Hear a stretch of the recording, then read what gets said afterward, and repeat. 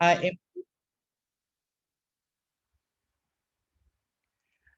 this point in time, I am going to ask our team to come up front so that I introduce them to you. I know that in most cases, you would find yourself talking to a person, but you've never seen the face. So this is the time now where I'm going to call the people up front. They're going to stand behind me, and I'm going to introduce them individually. If I can ask my team to please come. Bronwyn, Nelly, Riri, Marissa, Gugu, Reni, please come over. Don't move, Mashiba, don't move.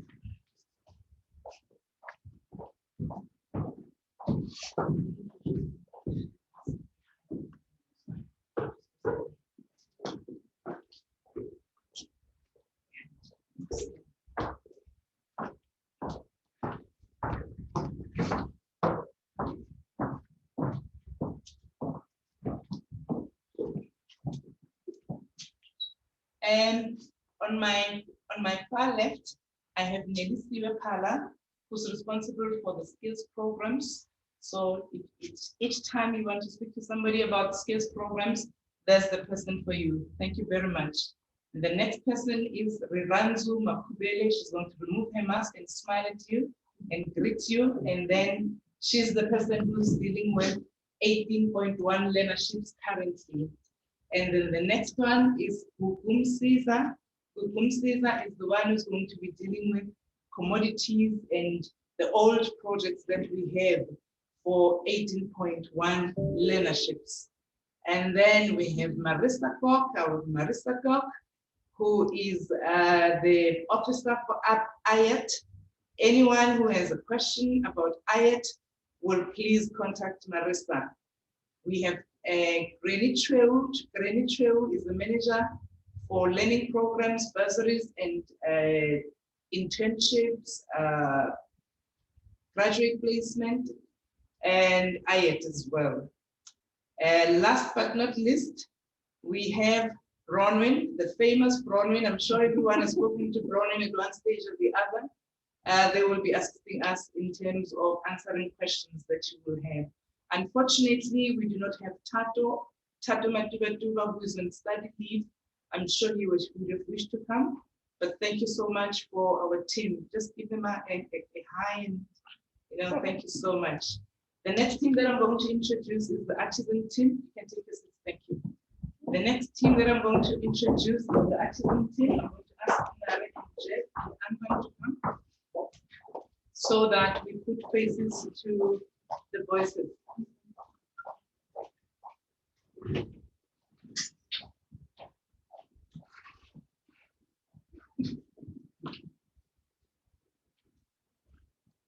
As we are waiting for other team members to come, there we have Nare. Nare, can you take your mask off and smile a bit? This is Nare Muhumi. Nare is the one who's dealing with accident development. We have Mr. Anban Gabunga, who's the assistant manager, accident development. We have Jeffrey Mapaki, who is our officer at assistant development as well. And next to them is their big boss sitting right next to them, Mr. Mashiro Morocco. Thank you very much, guys. Shall we give them a hand? I'm going to introduce the last team that is involved in this session today. I'm going to ask Mina, and I'm going to ask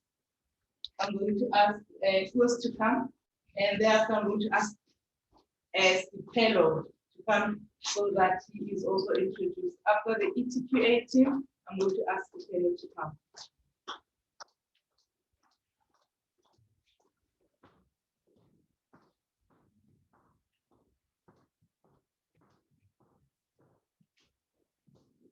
Ladies and gentlemen, yes, our quality assurance team, we've got Mina Matra, who's the assistant manager for quality Manager, qualification development and compliance. Qualification development and compliance. And we have our assistant manager, Mr. Kuos Matango. I think he's the most famous man in the ETQA because he's handling all sorts of queries. And I just wanted to ask to put face to the people that will be talking to us from now on. And thank you very much. I think we are done with our introductions, and we are going to take it from there. The last but not least that I'm going to introduce is Mr. Spelo. It's Spelo Makai.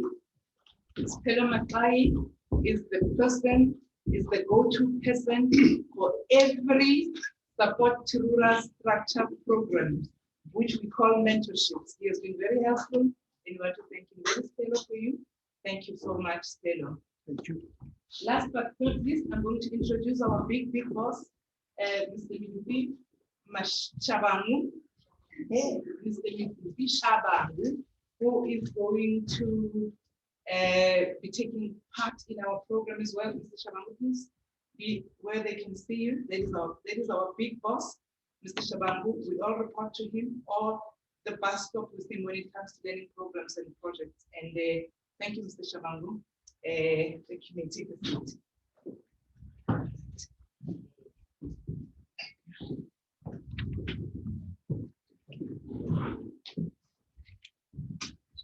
Right now, I just wanted to check with Letlogonolo, if Letlogonolo is ready, then Letlogonolo is going to give us a presentation on the uploading of learners on Indusium. We have a system called Indusium, where we, as from this current year, providers or stakeholders are going to be expected to upload learners on the system on their own. They are no longer going to bring documents for us to capture for them. The capturing is going to be done from their side. The rest of the stuff on how it's going to be done, when is it going to be done, will be addressed in a presentation that will be coming. But at this point in time, we're going to give over to Letlogonolo. He is going to give us the rundown on how to upload learners. What I'm going to request is that, as I asked you to have your pen and paper ready, whatever question you have, please allow him to present and then write your questions down so that we are able to answer them as soon as he is done. Thank you. Over to you, Letlogonolo.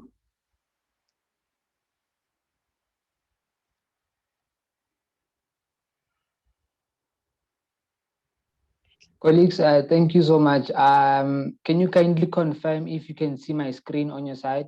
Ma'am Sibongile, thank you for the opportunity as well. Can you kindly confirm? Yes, we can see your screen, and Letlogonolo, you can proceed. Thank you so much, ma'am.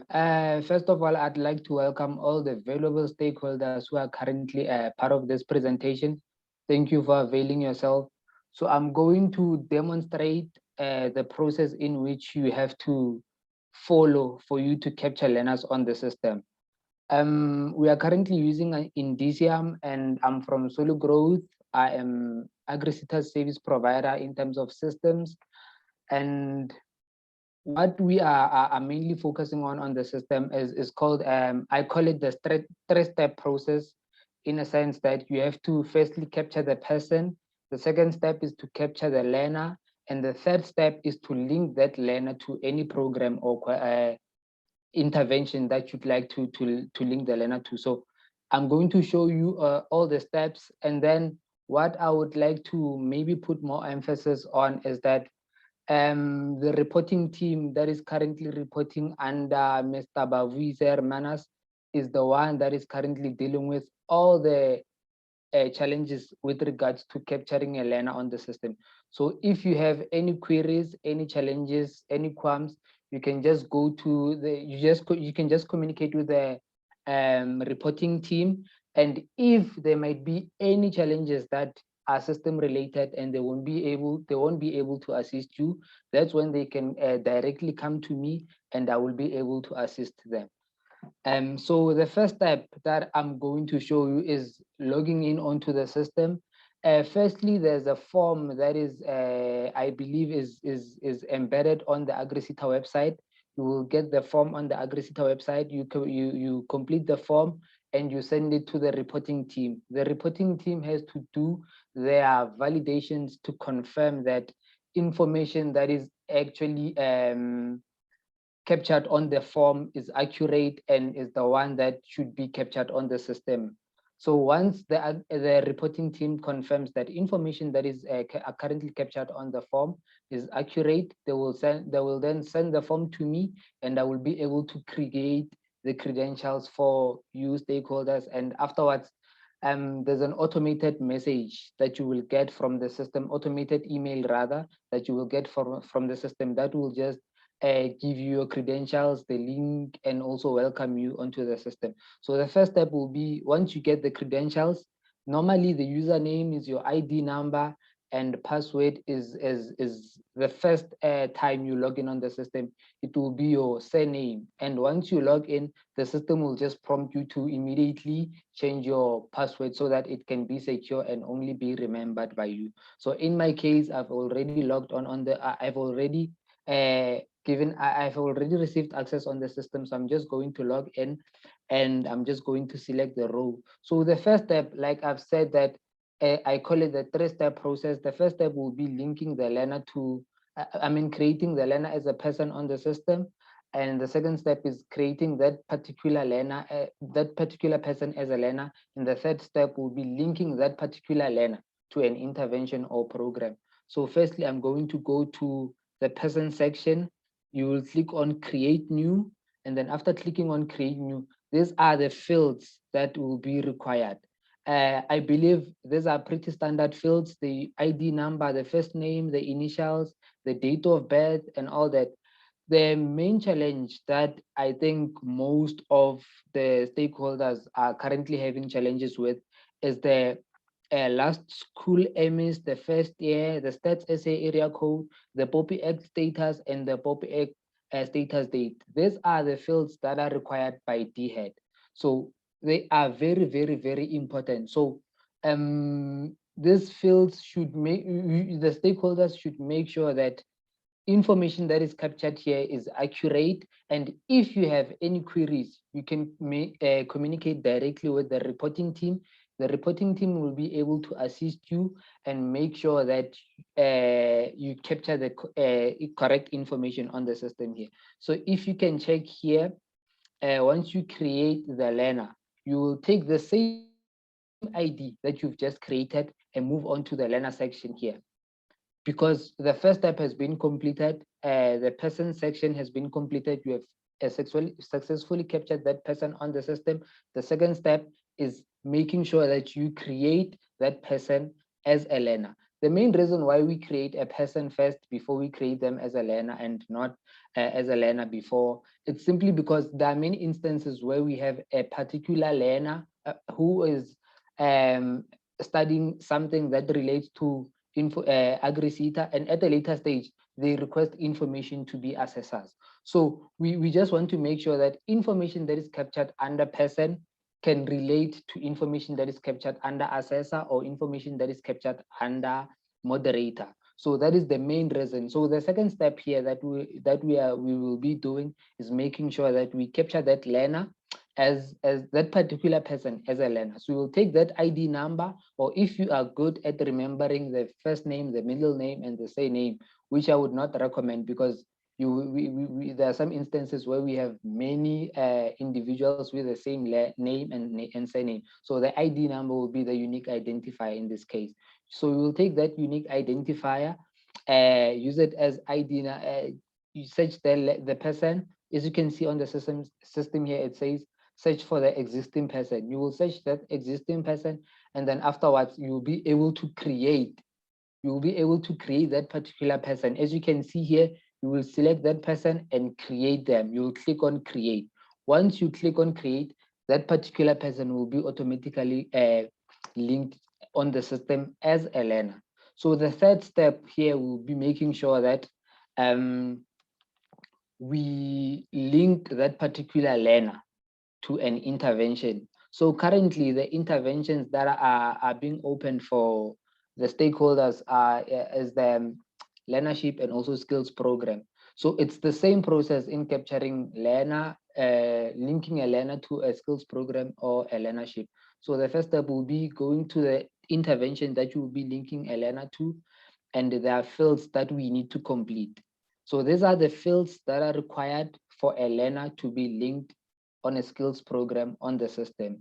So any challenges or queries or qualms that you might have relating to the system, especially the whole capturing process, you please need to communicate with the reporting team, and the reporting team will be able to assist you with any queries that you have. And if they will be having challenges in maybe resolving that query that you have, they will immediately come to me as their system administrator, and I will be able to deal with all the queries that you have.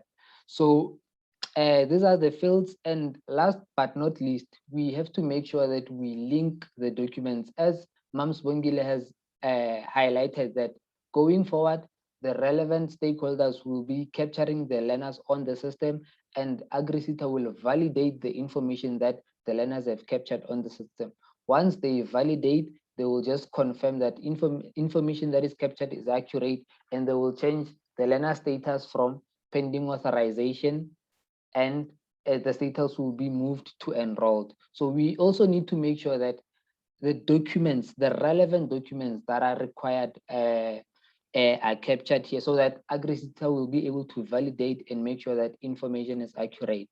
I don't know if there are any challenges or queries or questions that you have, but from my side, I am done. Thank you for your time, colleagues. Mams Wengile, over to you.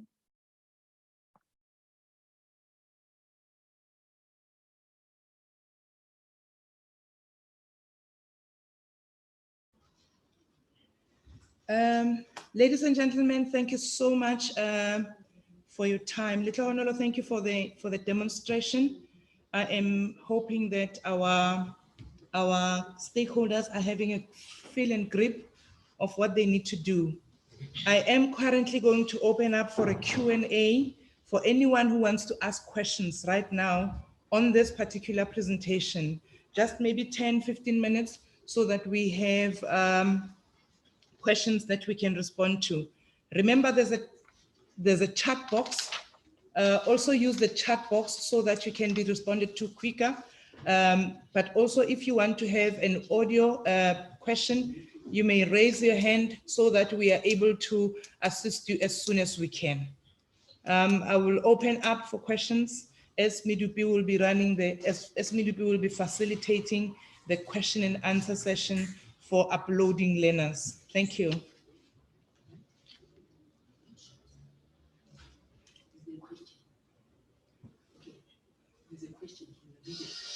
You can't see it. You can see it. You can see it. Mams Wengile, I can see that there's a question under on the chat box. They're asking Yes. if there will be Yes, manuals provided, and Yeah. I can confirm that manuals will be provided. The reporting team has all the tools, necessary tools to assist the relevant stakeholders. So the manuals are there, and the manuals will be provided. Yes, I can confirm, ma'am. Okay, thank you. There's also a question from Rata Uchali to all panelists. The question says, okay, it's Jerry from Bokamoso Global Solutions. He's asking if whether do we have to request an SP number before uploading learners, and also please show us how to upload for learnerships. Thank you. Thank you, Mr. Shabangu. Normally, what I've noticed is that with regards to skills programs code, what happens is that there's an interaction that that happens between the provider together with the reporting team. I know that if I'm not mistaken, Tumi is the one that would handle the skills programs code from the reporting team and provide that that skills program code to the relevant provider, because I know that skills programs are also are unique for every provider because it's based on the scope of the skills, that particular skills program. Yes, you can receive the skills program code from the reporting team from TUMI. Yes. And then the second part of the question is that please show us on how to upload for learnerships. Will you be able to actually put them through our members to upload for learnerships? Not a problem, Mr. Shabangu. I can definitely do that. Looking at the learnership section, this is the information that is required. It's more or less the same process because you also capture the information based on the information that you have. So it's more or less for both skills program, more or less the same for both skills programs and learnerships. And I can confirm that the manual also has a section where it demonstrates the information that is required for learnerships. And if there are any queries, challenges that you have, the reporting team can also deal with them. So this is the information that the information required. You have to capture the provider, you have to capture the learnership. I believe when you are linking a learner to a learnership, the ETQA team would have linked that particular learnership to your profile. So it will be easy for you to link that particular learner to a learnership that is linked to you from the ETQA side. So you have to also capture the sponsorship and you have to capture the project. This information will be communicated to the different stakeholders by the reporting team. You have to capture the financial year as well. So Mr. Shabangu, I'm not sure if you're satisfied, but this is the standard process. It's more or less the same as the whole process when you capture a learner, when you link a learner to a skills program. So thank you. No, it's fine. It's in order. No, thank you so much. It's only for our members who are participating to actually probe further if there's additional questions on that particular aspect. There's other questions that we are still running with. The other question that we received is from Janik Bornman. Will the recording and presentations be made available after this? Will the recording be provided? Yes, the answer is that our communication section would actually be able to send the recording and also the presentation to all panelists or members that are participating on this platform. Thank you so much, Janik, for your question. So the second part, other question from Ricky Dupre is that must non-funded learners also be created on Indusium? Yes.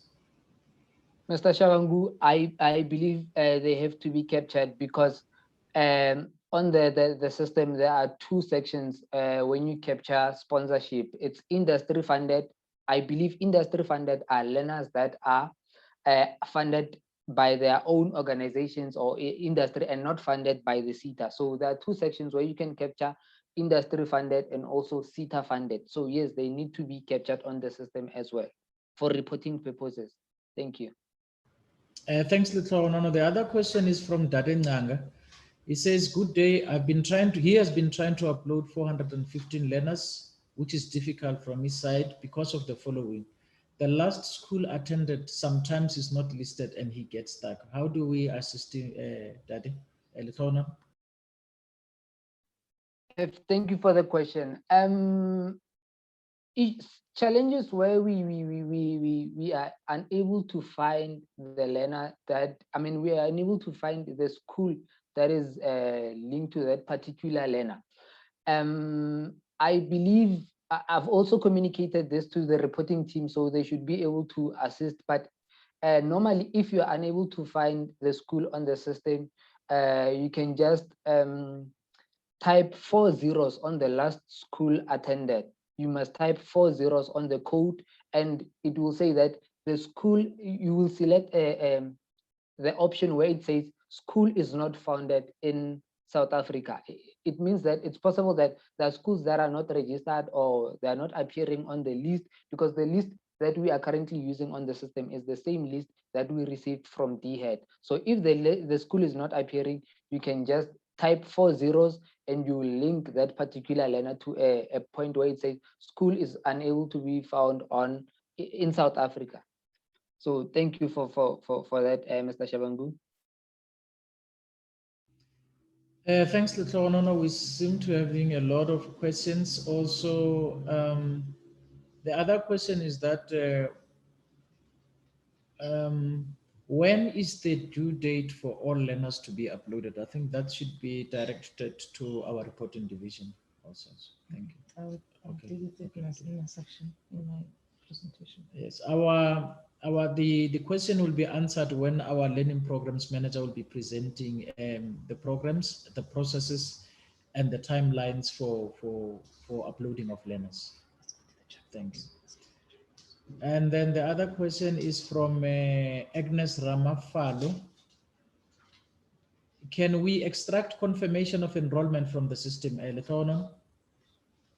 Mr. Shevangu, I believe currently the process is that after a learner is captured on the system and Agrisita authorizes that particular learner, normally Johanna from the reporting team would extract information, would extract a report on the system. Afterwards, she sends that particular report to the relevant provider just to confirm that the learners have been captured on the system. So currently, that is the process that I'm aware of, Mr. Shabangu. Yes, they would receive confirmation that the learners have been enrolled from the Agrisita team. So what we are basically saying is that service providers or skills development facilitators themselves cannot be able to extract a confirmation of enrollment from the system. Not at the moment.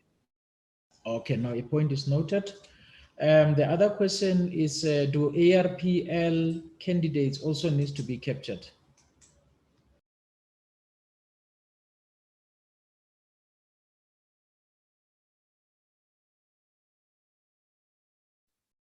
Mr. Shabangu, I think because I know that RPL are captured on the system. I know that RPL is captured on the system. So I do believe, however, we can just get clarity or confirmation from the ETQA team. So yes, information should be captured on the system. I think, Mr. Shamangu, looking at the questions that we are currently receiving, there's a quite of queries that we have. So maybe there should be, from the IT team, there should be maybe a designated email address that is mainly centered for this particular queries or challenges that we have, so that we can address or we can deal with them, and making sure that we also look at the time for the whole session that we are currently having today. So maybe we should create an email from the IT side, so that all the providers or stakeholders can just send emails to that email section where we can resolve the issues. Thanks, Letona. Additional questions from the Q&A box is that, can we please explain in more detail on the POPI requirements or status drop down on the system?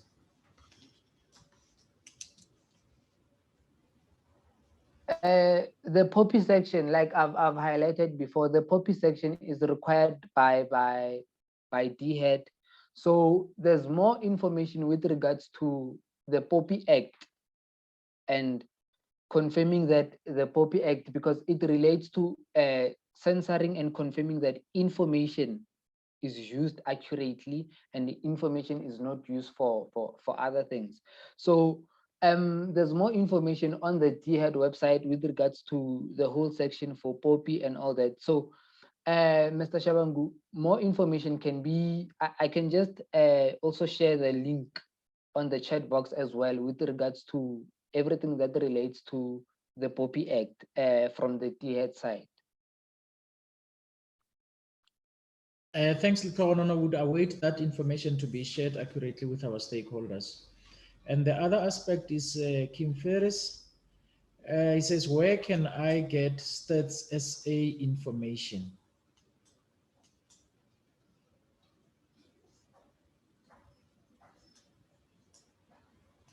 I know that you can maybe get that information from the learner side, or you can communicate with the reporting team who will be able to assist with linking that information on the system. Thank you.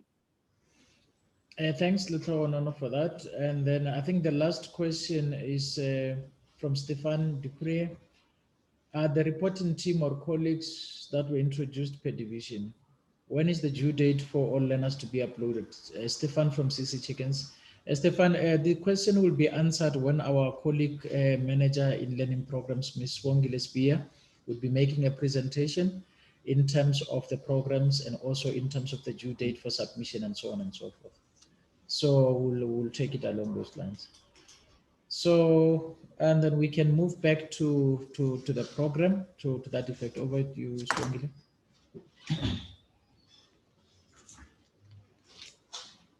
Thank you very much, Letlhaonono, for the wonderful presentation. I believe that our stakeholders are now ready. I saw another question that was not answered that said, who captures? Is it the training provider or the employer?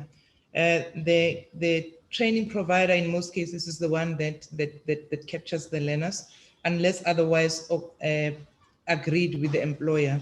But the training provider is the one who will be given rights to get onto the system and upload learners. Thank you so much. I hope that the questions have been answered. Should you have more questions, please do not hesitate to ask them in our chat boxes so that we are able to, when we have time, to respond to each and every question. At this point in time, I would like us to go back to our program. Unfortunately, our CEO could not join us for reasons beyond his control. And we are now going to request Mr. Shabangu to give us a few words that he would like to give us as per the directive of the CEO that he has had. Thank you. Over to you, Mr. Shabangu. Thank you so much, stakeholders, wonderful stakeholders and colleagues. This is the 2021-2022 edition of the Roadshow. It is taking place in quite unusual circumstances, but at least technology is helping us to continuously do the work. But what I would love to point out is that we would appreciate a situation where, as requested in terms of this Roadshow, that all learners are uploaded quickly on time, that where there are challenges, employers, SDFs and service providers needs to communicate with the organization. And therefore the point of entry for such communication in terms of actually utilizing the system, it will be ourselves and also our team in reporting at the same time, especially in terms of uploading of learners. Secondly, that we would request all approved employers, all approved SDFs to quickly, within reasonable time as outlined in the contracts, DG contract, to work on the document, sign it off within 30 days as actually indicated, and send it back so that we can be able to roll out the programs on time. We can be able to roll out the programs within budget at the same time. Most importantly, the rest or a lot of actually details will be discussed when our manager in the learning programs and projects, Ms. Spear and Mr. Mashilo Moroko in Artisans, are going to provide the specifics in terms of the do's and the don'ts of what needs to happen in terms of in the current 2021-22 financial year. With such words, I would like to actually encourage you and say, let us actually keep moving. And then we wish you the best in the implementation of the programs in the current financial year 21-22. Thank you so much. In the interest of time, I would actually give Ms. Wongile Spear to make a presentation on learning programs, which are learnerships, skills programs, commodities, and IED. Thank you.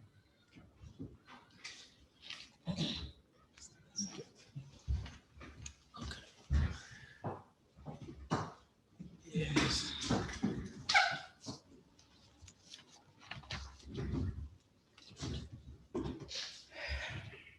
Ladies and gentlemen, thank you very much for this wonderful time.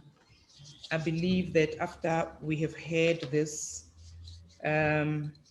workshop, we'll have a clearer way forward in terms of where do we go from here? How are we doing things with who?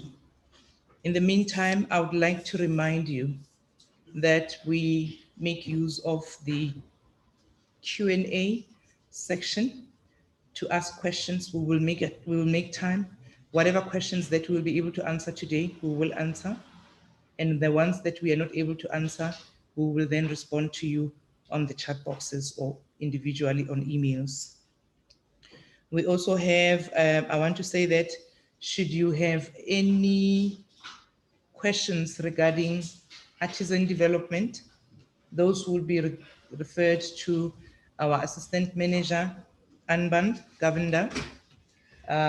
His email address is anban@agrisita.co.za.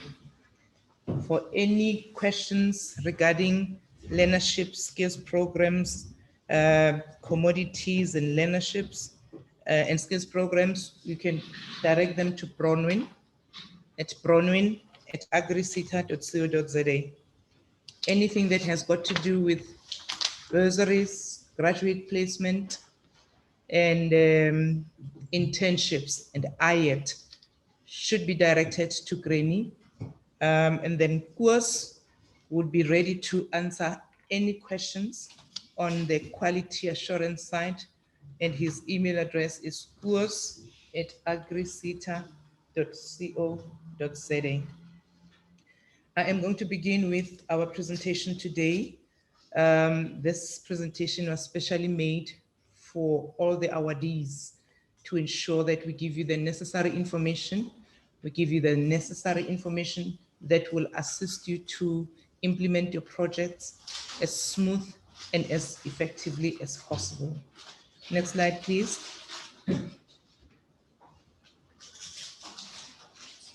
Next one. That is our program which you have. If you can see, we're a bit ahead of time. Hence, we decided that this presentation that I am doing come before the tea break, so that we make it a showcase that we do not spend a lot of time. We know that data is very expensive and we'd like to save time for you. Next one, please. Okay, now the content of the presentation is that we are going to clarify what our vision and mission is. We are going to indicate or inform you what the previous slide, please. We are going to inform you of our annual performance plan targets and how you as stakeholders come in there. We are also going to let you know about our current funding model. We have already spoken about the uploading of learners, and I appreciate all the questions, the relevant questions that were asked. We are also going to give you an idea in terms of how better can we run IET learnership skills programs and commodities. Then we are going to give over to Mr. Morocco to give us the presentation on artisan development. And then Mr. Shabangu is going to give us the presentation on support to rural structures. And then quality assurance is going to come in with their presentation. And then we're going to have a question and answer session. I'd like to emphasize that due to time constraints, we may not be able to answer all your questions at the same time, but we will definitely make it a showcase that whatever question is asked on the chat box is adequately addressed. In the meantime, I would humbly request that let us please write our questions down so that we do not disturb each other. But if you feel that there's a question that you want to ask during the presentation, please put it on the chat box and we'll continue. Next one, please. Now, our vision, mission, and values. Our vision as AgriSeta is to ensure that we enable a skilled and prosperous agricultural sector. For us to be able to have food security in the country, even to those countries that we supply, we must make it a showcase that the people that are producing the food are quite skilled and are producing a prosperous sector as well. We also have a mission And our mission is to ensure that we increase access to relevant skills. We've noticed that access is a particular challenge. A lot of people would want to be trained, but how they trained, how they get these opportunities is a challenge, and that needs to be unraveled. And that is what we are about to do.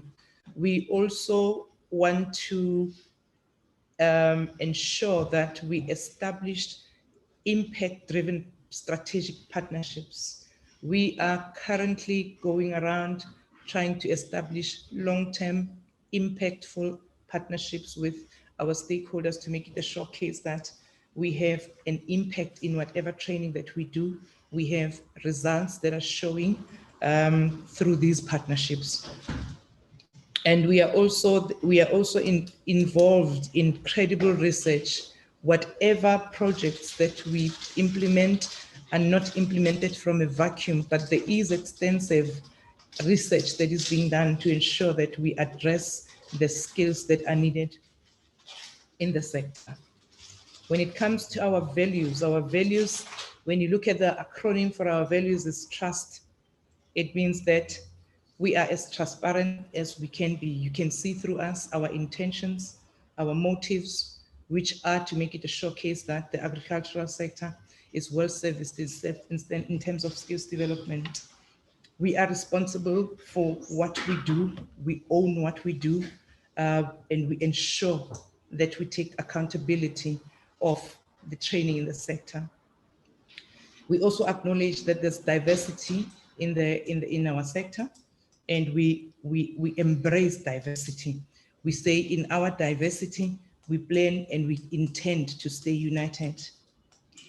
When it comes to service delivery, our motto is we are here to serve. We are here to serve you as our stakeholders. When it comes to skills development, when it comes to quality assurance, we are here to serve you. And most of all, we believe that we can create an atmosphere of trust between us and our stakeholders. Next one, next slide, please. We are also about driving innovation in the sector itself, doing things differently from how we used to do things. We're currently having an integrated monitoring and evaluation function, which we are intending to implement as from this financial year. There will be monitoring that is taking place in all the provinces. We are intentional about this. We want to come to your provinces, we want to come to your projects and support. Remember, when we come and monitor, we are not monitoring because we want to catch you out or want to see the wrongs that you do. One of the functions or one of the aims of monitoring in this case is to ensure that we support you and give you the support that you need. We are also currently engaging the industry through our sector skills committee platforms. These are the platforms that give us information in terms of what skills are needed, what is it that we can do to improve the skills needed and service the skills needed in our sector. So whenever there are sector skills committees that you are involved in, please do participate and give us what we need to do so that we can make our sector more relevant in every day. Also, the research division is also trying by all means to investigate and try and find out which are the scarce and critical skills that will take our sector into the future, because we are aware that our sector is changing, technology is changing. We are also trying to be relevant and stay relevant in that case.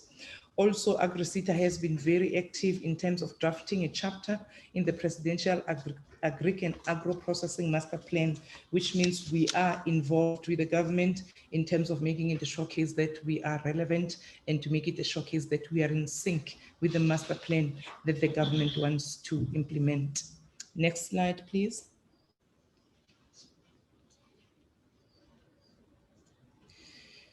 These are now our annual performance plan targets. The targets that you see there are the targets that we have signed for These are the targets that we report to DHEAD on.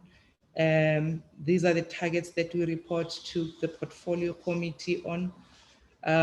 Where we have not met our targets, we have to explain why we have not met our targets. And in this case, as our stakeholders, this is where you come in and understand that we cannot meet these targets on our own. We really need you in order that we should meet our targets and be a sector or an organization that performs. When it comes to artisans, we have entries of 280 and completions of 130.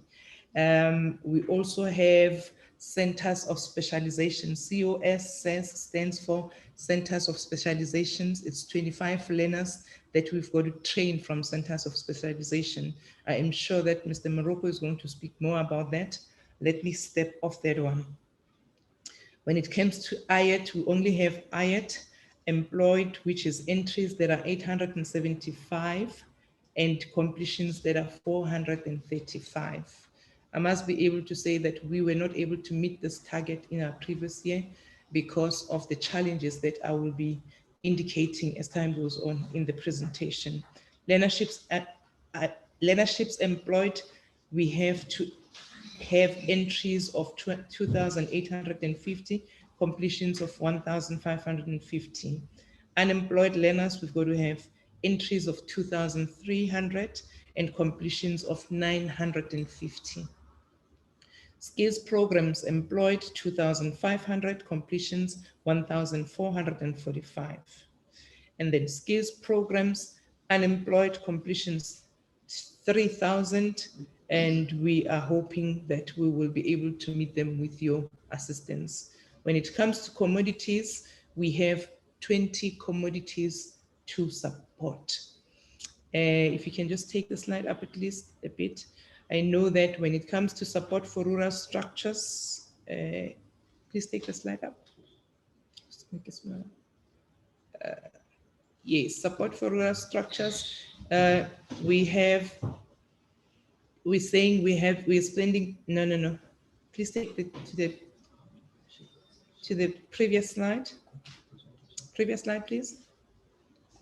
When it comes to entries for commodities, it's 20, and I think for support for rural structures is 30, if I'm not mistaken. I can't, my slide is obscured here. Let's go back to the next slide.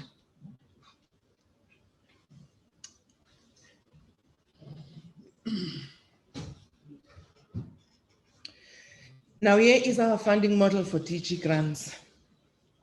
For artisan development is for contracted learners, which means for unemployed learners, it's 206,290 per learner, and that is the amount for 3 years. For ARPL, it's 68,700 Rand per learner. For IET, it's 2,250 per learning area. For instance, if it is per learning area per learner, if we are training on communication, it will be 2,250 per learner. If we are training on literacy, it will be 2,250 per learner. When it comes to skills programs, we are funding them at 192 per credit, not per learner, but per credit. Commodities will be supported at 200,000 per commodity. Support to rural structures, it will be 200,000 per entity that is being supported. Next slide, please. Now we are going to get into the requirements that are needed for us to be able to implement a program successfully. We've chosen to start with adult education, and these are the following requirements. IET is a program that is targeted for improving literacy level of adults in and off the workplace. So it is important that when we implement adult education and training, we should know that we want our employers that we have employed to be able to read, to be able to go to the bank and draw their own money, to be able to count, do basic calculations that they need in their everyday lives. Now, we have submitted documents to you. We've sent award letters and contracts, and we are saying in all of those documents that we have submitted to you, we need you to send the duly signed two-party contract in 30 days time. And when I count, when we sent the documents, it was about the 15th of May or so. So it means by the 15th of June, all the contracts must be back. At first, in the previous 2 years, we spent a lot of time calling people, in reminding them, persuading them to send back their contracts. Unfortunately, time does not allow us. We are going to request you to know that if you've received a contract, make it a showcase that you read it, sign it, and send it back to us in 30 days. Now, after you've sent those documents, we're saying that all training must commence in Q1 and Q3, because with IET, this is a skills program. And in Q1 and Q3, it is the examination dynamics that come in there. Hence, we are saying they must commence within Q1 and Q3 because the assessments happen in March and in November, if I'm not mistaken. Learner information forms must be submitted 30 days before the commencement of the training. It means that you start by uploading your learners. After you've uploaded your learners, you then send the documents. Documents must be sent either by courier or be hand delivered. If possible, if you are able to upload your documents onto the system, please do so with no doubt at all. But in the meantime, you should know that we also need to check those documents, that whatever is uploaded is what we can check and process so that you can start your training soonest. We need you to submit to us a comprehensive training plan, certified copies of placement results from IEB not older than 6 months. There is no learner that will be taken into an IET training program unless we have an IEB placement results. If there are no results from IEB, those learners will not be taken into consideration. We will not even pay for those tranches. Certified copies of learner IDs that are not older than 6 months, it is important.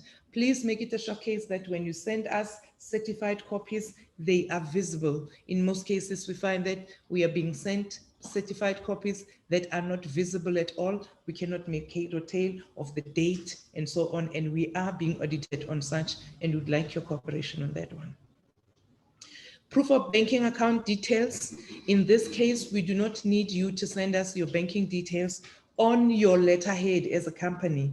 We need you to send us a letter from the bank that is stamped, or alternatively, a bank statement that is stamped, that is not older than 3 months.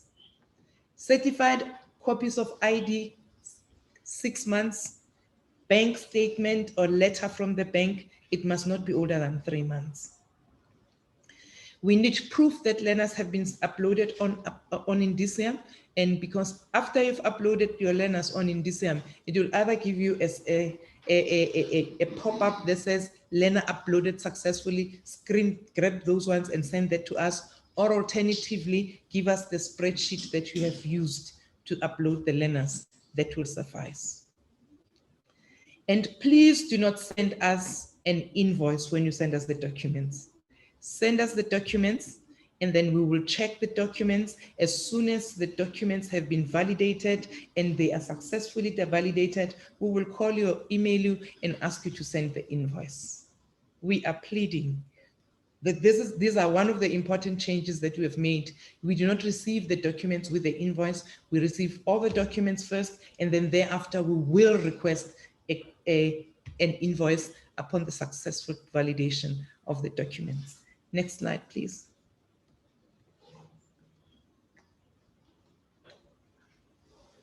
Tranche 2 documents.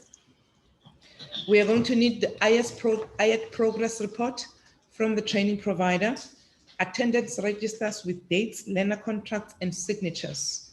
I must say that we have experienced a lot of challenges when it comes to attendance registers. Training providers would alter or would remove some of the fields from our training of our attendance register. Please do not do that. Please do not remove any field. Give us the attendance register as it is. And secondly, ensure that the learners sign for themselves. Sign for themselves. Do not sign the attendance register on behalf of the learners, because that is fraud. Unless, of course, the learners cannot write and you are able to put a fingerprint or something. But in any other program, please do not complete the attendance registers for the learners. We need certified copies of learner certificates, full name, surname, ID number on the printed certificate, and there should be correct spelling name, correct names and surnames spelled. We have had to withhold payment because the certificates and the names on the certificates and the names on the IDs did not correspond at all. We need a letter of completion from the employer, proof of banking account details, as I said, a stamped letter from the bank or a stamped bank statement, not older than 3 months. I know that a lot of banks are no longer using cancelled checks, but if you still have cancelled checks and you want to use them, you're welcome to give them to us. Proof that learner completions have been captured on Indusium. We will have to establish readiness from Litonolo as we ask there, because I'm not too sure if they are able, if providers are now able to indicate that learners have been completed, but if not, will clarify this issue. Once again, an invoice is the last one to be submitted. We do not submit an invoice first, we submit documents, and then we will request for the invoice. Next slide, please. Challenges that we've experienced in the implementation of IAT projects. First of all, I don't know why, but employers delay in commencing with the training of IAT programs. There's a lot of delay. We wait for a long time before we receive learner documents. We wait for a long time before the training starts. And we are requesting that within Q1 and Q3, every entry must be done. Every entry must be done. It does not make sense when you have got 4 quarters and only start training on the 4th quarter, where we are supposed to be receiving completions. Learner replacements after the 30 days of the commencement of the training. We have a rule, we have a standard rule in AgriSeta. Learners cannot be replaced 30 days after the training has commenced. 30 days after the training has commenced. And the employer and the training provider must let AgriSeta know of the replacement first before they replace. In fact, any changes that are happening in the contract that we have signed together, AgriSeta must be informed before those changes take place. Don't implement changes and inform AgriSeta after implementing those changes. We have several employers that have asked to change either a qualification or either changing a training provider. Unfortunately, that is a very time-consuming process because it has got to go through the board, and as long as the board has not given us a go-ahead, we will not be able to give you a go-ahead. As a result, our numbers in IAT suffer all the time because of the requested changes that happen from time to time. The application for the extension of the contract should be made 3 months prior to the end of the contract. Please do not give us an application to extend your contract after your contract has expired or 2 weeks before your contract expires. By the time you are 3 months towards the end of the contract, you should be knowing whether you will be able to finish this project or not. If not, send us a letter indicating the request for the extension so that we can consider it, read it. If it is considered, we will then send you an addendum to sign. Non-submission of tranche payments on time. We would like to request that tranche payments be submitted on time. We receive a lot of complaints in terms of, we actually are the ones that are complaining about employers or training providers that are not submitting tranche payments on time.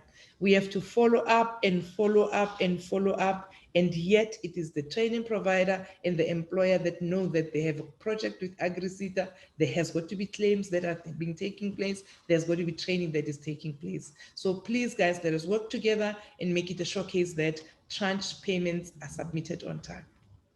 Next slide, please.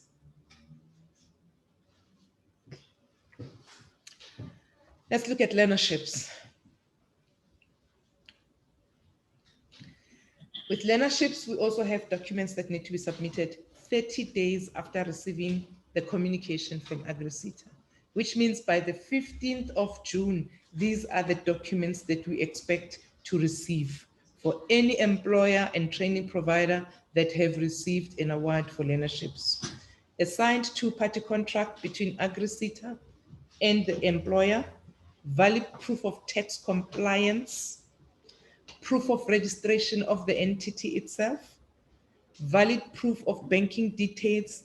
We indicated in the slide earlier on a stamped letter from the bank or a stamped bank statement that is not older than 3 months. We need a list of learners that have been captured on Indusium. Now, there was a question that was asked, when do we submit documents? There is a document that was released by the Department of Higher Education that we have to comply to. It is called Workplace-Based Learning Agreements Regulations. And the regulation states that these documents have got to be submitted to AgriSeta 30 days before the commencement of the training program. You do not send us documents after you have started training, because we have got to register these learners. We've got to send you a letter and say, your learners have been registered, you can start training. If you are not going to do that, your learners are going to have a challenge in terms of certification. So let us be very careful in this case. We as AgriSeta are going to comply fully with the regulations, and we need your assistance to do that. All documents, learner documents,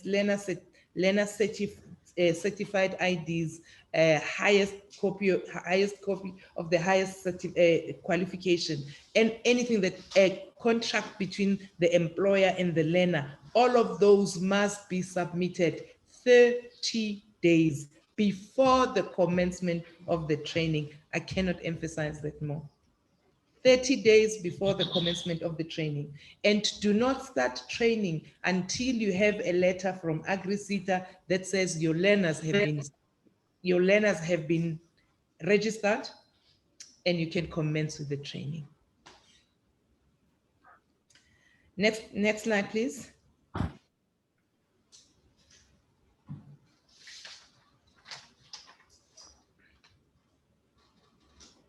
Okay. Now, with all the learnerships, we will not accept any learners that started prior to 1st April. We will not accept any learners with a date prior to 1st April. After the explanation that I have done, all learners must start after 30 days of submitting the documents. The reason why I put 1 April there, it is because we would already, when we send award letters, there are learners that are in a learnership already. And we do not even know how to deal with them. We do not know the start date. The start date is even before prior, it is prior the financial year. So we do not even know how to pay it. So every learnership must start 30 days after the documents have been received. Training providers are expected to capture learners on Indusium. Leflonola has already taken us through that. We must also submit the list of learners that have been captured on Indusium, upload learner documents, and submit or courier or hand deliver. Luckily, our system does allow us to upload documents. If you can just upload documents at that time, but ensure that those documents that you have uploaded, you hand deliver or you courier to AgriSeta, making it a showcase that we are able to process.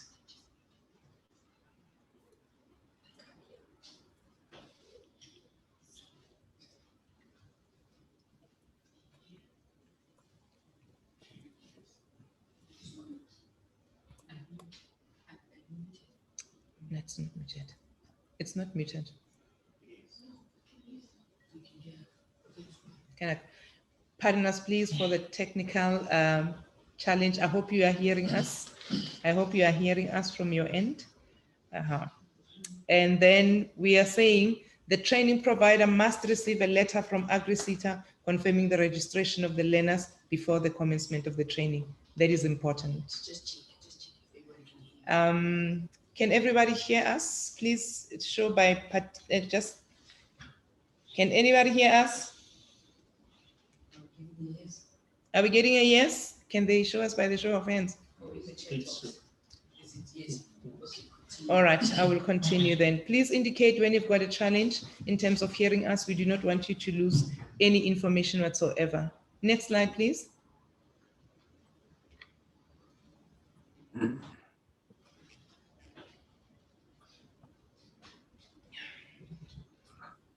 Now, the documents that we need for the first tranche are the following. For us to be able to pay the first tranche is the following. Comprehensive training plan, including the practical work. You must be able to tell us when the practical work is going to take place, where it's going to take place. So when you do the training plan, the comprehensive training plan, make it a showcase that it includes the theory and it includes the practical as well. We also need the original workplace-based learner agreements hand-delivered or couriered. Remember, there are new documents that are being used, which are called workplace-based learning agreements. We no longer use the three-party agreements that we used. So we need the signed contracts of employment between the learner and the employer. We need certified copies of IDs not older than 6 months. Certified copies of the highest qualifications not older than 6 months. Valid proof of banking details as indicated, letter stamped by the bank or a statement stamped by the bank. When we have received all of these documents, we will validate them and check them if they are okay, and we will then request an invoice from you. Please do not send an invoice with the documents. It will not be considered. Next slide, please.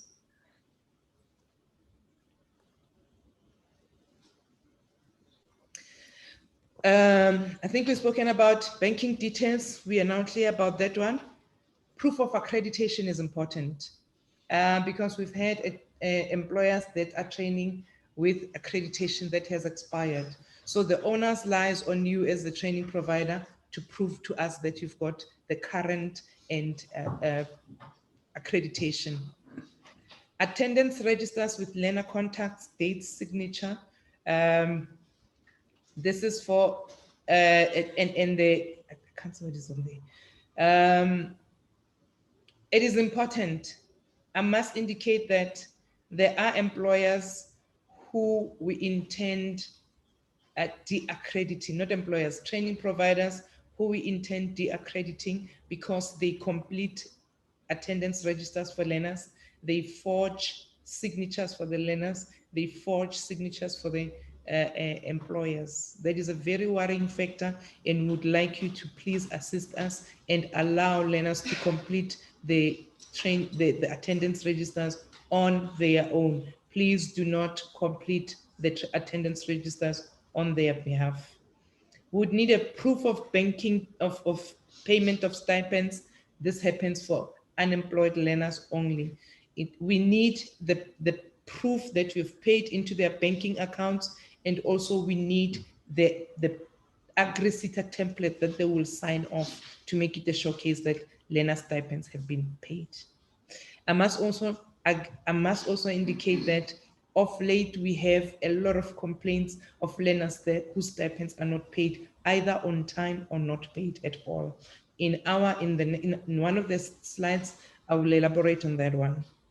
Remember, after we've submitted all of those documents, we validate them and we will request an invoice from you. Please do not send an invoice unless we have requested for it. Next slide, please. Third tranche, it's also the same. Mostly, there's no difference between all of that. The second tranche and the third tranche, there is no difference. Most of that, we still need banking details, proof of accreditation, monthly report of learner progress. We used to have monthly report and an individual report. We now say we're asking for only a monthly report of all the unit standards that have been trained, so that we are also able to check if you are on time with your implementation plan. Is there a challenge? Where can we assist? Proof of payment of stipends is very important. We will not pay you the next tranche unless we have proof that we've paid the learners the previous tranche of stipends. And as I said, we'll need proof of your bank deposit to the learners, also that they have signed for them. That is what we will need. And we will request an invoice upon successful validation of all the documents. Next slide, please. I must be able to clarify that in our implementation of learnerships, there are some training providers that take 12 months. There are some training providers that are able to complete in 8 months. So for those ones that 12 months, for those ones that are completing in 8 months, then the fourth tranche does not apply.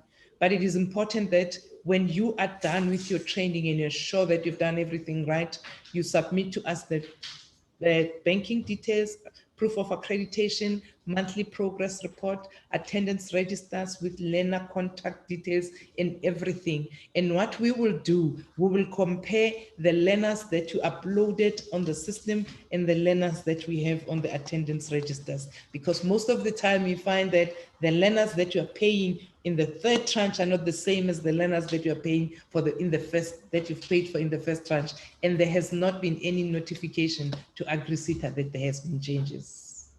So we also need a moderation report. Moderation report, an assessor report, a moderation report, proof of submission of POE to the TQA. In most cases, your payment will not be done on time because we do not know whether the POE has been submitted or not. Sometimes we just receive an invoice and we do not even know that the POE has been submitted or has not been submitted. But I'm sure that the ETQA will touch on those. And then when we have satisfied ourselves that your documents are correct and everything is okay, then we will request an invoice so that we are able to pay within the 30 days required by the PFMA. Next slide, please.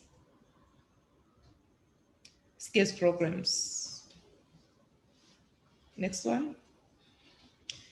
With skills programs as well, we need the following documents to be submitted within 30 days, which means by the 15th of June, all of these documents must have reached AgriSeta. Signed two-party contract, valid proof of tax compliance, proof of registration of the entity, proof of banking details, list of learners that have been captured on Indusium, workplace-based learner agreements that are submitted within 30 days before the commencement of the training, a comprehensive training plan, including practical work as well. The observation is with skills programs, learners will be only taken through the practical training and they will not receive any practical training at all. And that's a worrying factor to us. The tranche will be with skills programs currently, the tranche will be paid after the training has been completed. We need valid proof of banking details, proof of accreditation of training provider, learner assessment reports, external moderation report, and attendance registers.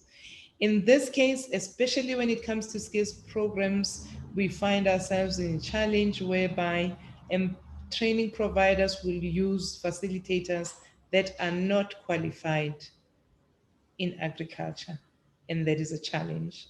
I will elaborate on that one. Remember, all invoices will be requested by AgriSeta. You do not send us an invoice prior to us requesting it. Next one, please. Commodities. With commodities, we support an entity where you find that it's a lot of farmers that have come together on a common purpose and they ask for funding. It is important that you should know that we do not allow commodities to train on any credit-bearing unit standards or credit-bearing training whatsoever. The funding that we are giving to you must be used on non-credit-bearing programs. That's number one. Would need a valid proof of the registration of the commodity, because I believe that you cannot be there cannot be a commodity that is not registered. Valid proof of banking details, as indicated, stamped letter from the bank, not older than 3 months. Proof of tax compliance where applicable. List of non-credit bearing priority projects in line with the approved amount. Assigned two-party contracts. This we must receive by the 15th of June. Valid proof of banking details, as we said. Detailed close-up reports. This is now for the final tranche. This is now for the final tranche.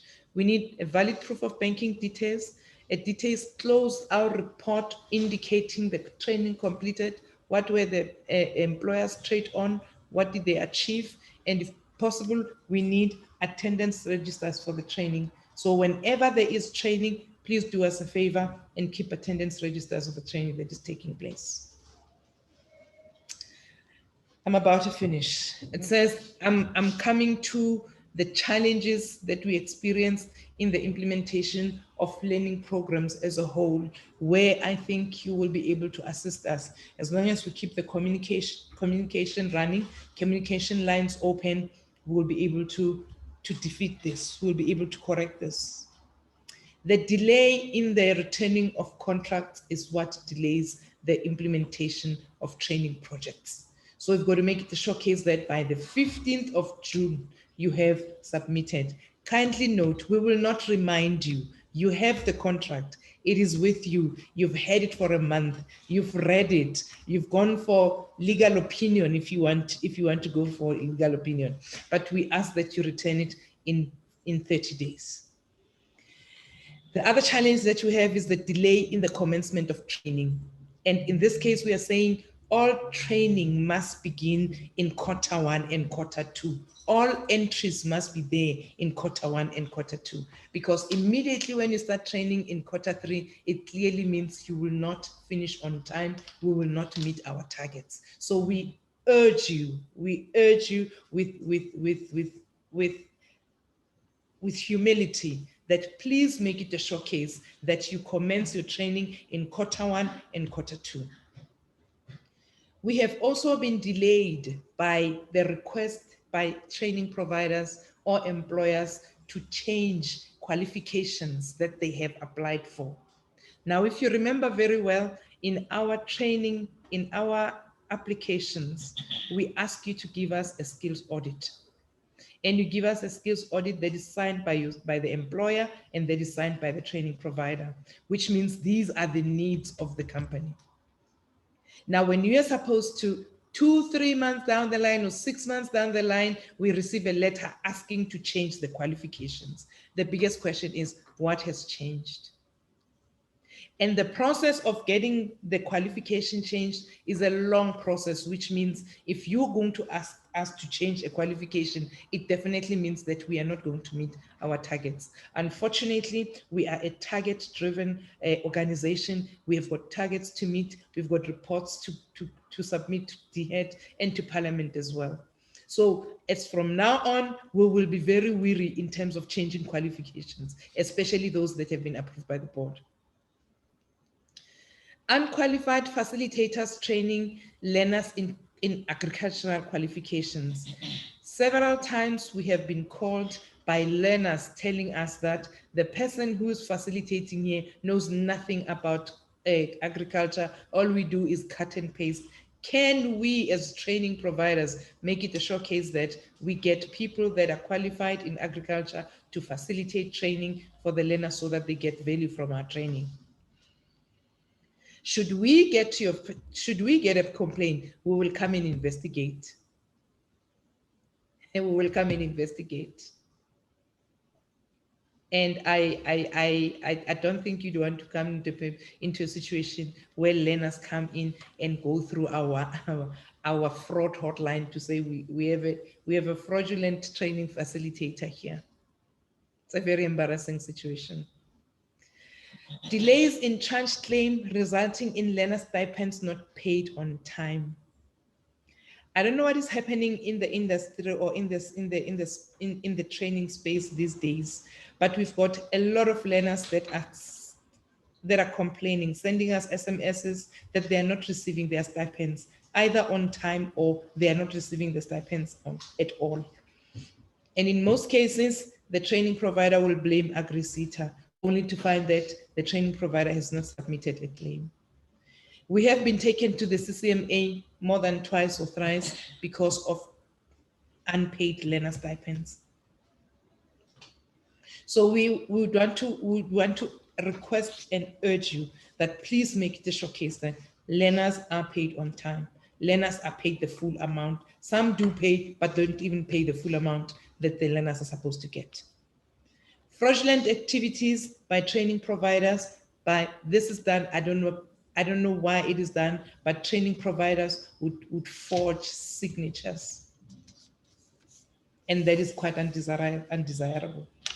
Can we just make it a showcase that we ensure that there are no fraudulent activities taking place? Because should we realize that there are fraudulent training activities taking place, we will definitely make it a showcase that it goes through the full might of the law.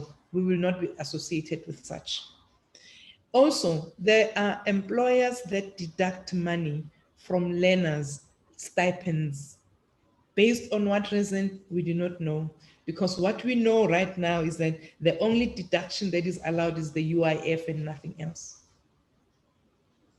Nothing else. So employers, training providers, please ensure that the learners get their full stipends. Okay. Submitting invoices. Okay. Replacement of learners outside the stipulated time and failure to inform AgriSeta about their replacement. In the contract that we sign with our employers, we indicate that any change in the contract that has been signed cannot be implemented unless, of course, AgriSeta has been informed. And that is how it's supposed to happen. And that is how it's supposed to happen. Don't implement the change and then inform AgriSeta. That may have dire consequences. We also have a situation whereby we would receive an invoice on the 13th of April, but it's written the 1st of April. So when we request an invoice from you and saying we have validated your documents and they are fine, please send us an invoice. Please don't backdate it, give it the current date, because with us it has got implications of not being able to pay within the 30 days of the PFMA as it prescribes. Resistance in monitoring of projects. Earlier on, I had indicated that we have an integrated monitoring strategy that will be kicking in this financial year. In most cases, we find that when we want to monitor projects, there is a lot of resistance, either from the training provider or from the employer itself. Remember, we also have to be accountable for the monies that we pay. It is important that we monitor the projects. Would definitely ask you to open your doors. We are not there to catch you, but we are there to support you in whatever endeavor that you are making in terms of the implementation of the training projects. Next slide, please.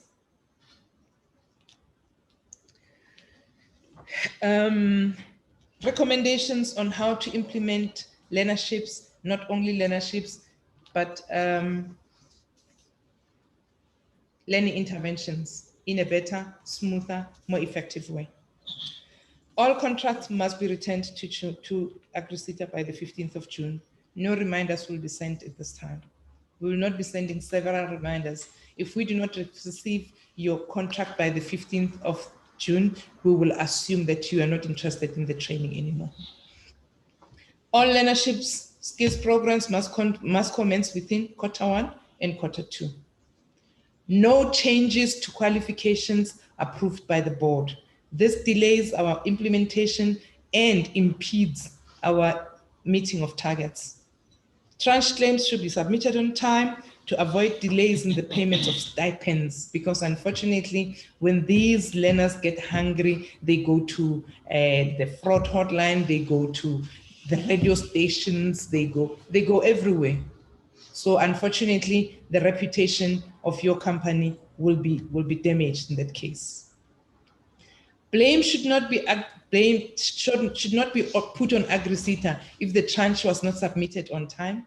And sometimes you submit your tranche on time, but there's something wrong with your documents. We send you information and we say, please submit. And the training provider will take 3 months to respond. So we request that if we send you an email and say, please correct 1, 2, 3, do it within 10 days. That will help us a lot. Training providers should desist from signing documents on behalf of employers, including learner attendance registers. Because when we interview the learners tell us the exact start date. You will have told us that the learner started on a particular date, but when we ask them, they tell us the actual date. And at that time, the attendance register has been signed. No replacement or any changes to the contracts unless Agrisita has been given, has been informed, and we've received a feedback from us to say, yes, you can go ahead. Invoices must not be submitted with the documents. You submit the documents, we validate them. After validating the documents, we will request for a current invoice. Employees or employers should open doors for Agrisita officials to conduct monitoring so that we are able to submit or give the necessary support. Believe you me, when we come to monitor, we're not coming to catch you up. We're coming there to help you implement the projects better. And as we know that we are facing this pandemic, we are also requesting our employers and training providers to comply with the regulations and ensure that our learners are safe when they're attending classes, they are safe when they're doing their practicals. And that, on that slide, that is our team that will be dealing with all the learning programs that we've been talking about. I will not repeat it for the sake of time. In fact, I will leave it at that and ask for the next one. Okay. Right now, I am going to propose that we take a break. And when we come back from a break, going to take a 15 minutes break. When we come back from the 15 minutes break, we will then take, and then we'll then give over to Mr. Mashilo Moroku to do his presentation on artisan development.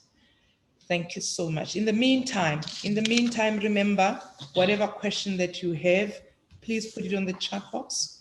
And also remember that if it has got to do with artisan development, direct it to Anban. If it has got to do with learnership skills programs, direct it to Bronwyn. If it has got to do with IET, direct it to Granny. And also if it has got to do with quality assurance, please do submit it to GOS. Well, it is 11:30 right now. We'll be back at 11:45 so that we continue with our program just for a comfort break. And I'm sure that you also need a comfort break there at home. Let us quickly have that comfort break. And in 15 minutes time, we will continue. Thank you so much.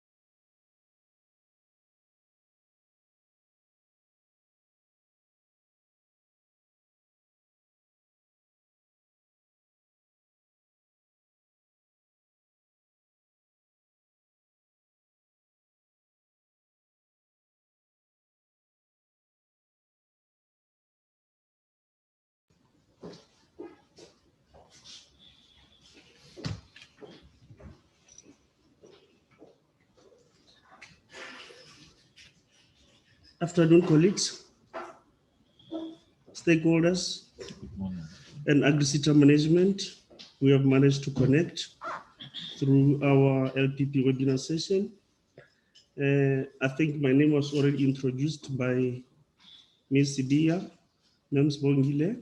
My name is Mashilo Morocco. I'm sitting within Artisan Development as Artisan Development Manager for the SITA. In terms of the presentation, this is where I will start. Thanks, Dr. Losh, for the slide. You can keep it there. I just wanted to introduce our stakeholders in terms of the processes that we actually have to follow within artisan development when we want to host the learners. Colleagues, we are saying stakeholders have to be in good standing in terms of workplace approval before they can be able to host artisan development programs. And the process, it's known, I will say, but I believe there might be new stakeholders who might have actually joined us on the link. And we are saying, colleagues, stakeholders, you can visit the AgriSita website. You'll be able to access the application form where stakeholders can apply for workplace approval, and the process will also be outlined in terms of where to submit what. But if there are any challenges in terms of the website who might have visited, you can actually engage us directly within Artisan Development team to assist you to forward you those application forms and to ensure that at the end we get the issues of the workplace approval to that particular stakeholders, depending on the type of trade that you want to practice, to can be able to approve you. And the reason for the workplace approval, colleagues, within artisan development space, that it's actually regulated as such, not by AgriStar as such, but through DHET or Department of Education in terms of that process for one to can be able to acquire an artisanship or a trade. So that process have to have been covered stakeholders where the learners will be placed in terms of workplace exposure. That workplace have to be approved by a particular SITA and to be found in good standing to can run a particular program which actually cover the curriculum of that particular trade which stakeholder is interested in. So I just wanted to outline that to our new stakeholders, all stakeholders who might have actually their workplace approval might have expired, to can actually go and look and submit the application form so that we can revive those who might have expired. Our term for the workplace approval, it's 3 years. So colleagues have stakeholders have to make sure that they are forever in good standing as they roll out artisan development program. And I believe from the SITA point, as we have already noticed now with QCTO, that the accreditation, it's 5 years, we'll probably move into that so that our program or our workplace status is aligned to the curriculum in terms of those occupational qualification where the accreditation is 5 years. And I think we can settle a bit in terms of the up and downs to can come and visit and check compliant, and that though, yes, from now and then will be coming in noticed to can come and check if your workplace is still where you have set the address and the compliant issues, all measures, machineries and equipment are still in place in that particular workplace provider. But to new stakeholders, colleagues, to enter into artisan development program, you have to be workplace approved by a SITA, and that compliant, once you are in, you will easily be able to facilitate or play a bigger role in the part of the artisan development program. The other part that already Ms. Bongile might have touched, I think he was talking about the APP target for artisan under the financial year 2021-22. Yes, indeed, our entries were expected to deliver 280 learners entering artisan and 130 learners also exiting. And they also talked about COURSE, which is Center of Specialization Program. That is a ministerial project that is actually we're getting directives from DHET in terms of implementation of that project. But just talking to our completions, because yes, colleagues, artisan development is a 3 years program where the learners have to undergo.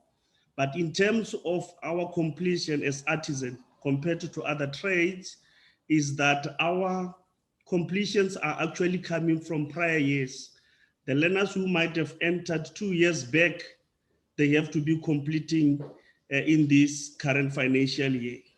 So in terms of the rollout of your previous project as you are carrying on in year 1, year 2, it's very important for the SETA as that will be coming as our completion for the set targets. So colleagues, we completely discourage any kind of dropouts by those learners. Please give them the support to ensure that they can be or remain in the program until they become completion, because without them, as they drop out, actually our SETA performance information in terms of completion for artisan development will be in stress there, as we won't be able to achieve those targets. Central specialization, like I've just indicated, Mem Spongil almost touched that.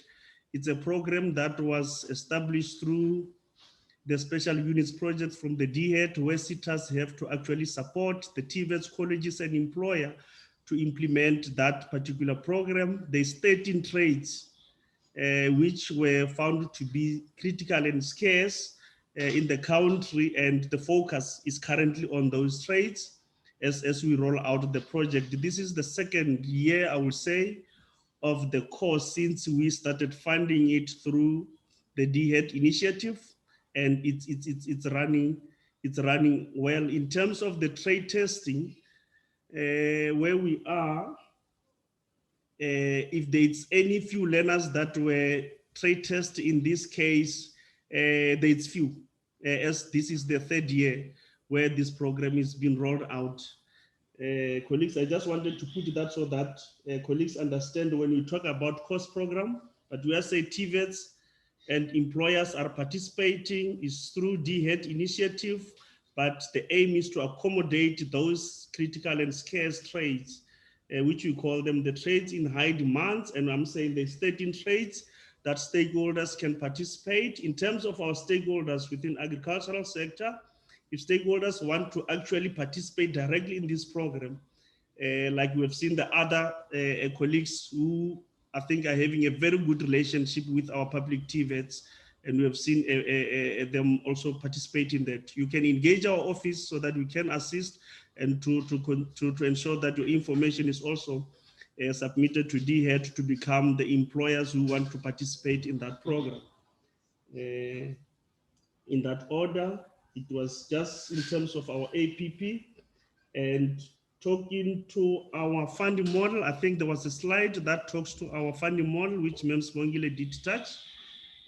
Colleagues, there was a revision of artisan development funding model. If you have noticed, I think stakeholders who are our role players in artisan development, they have noticed that for contracted learners, it used to be 165,000 Rand in 3 years.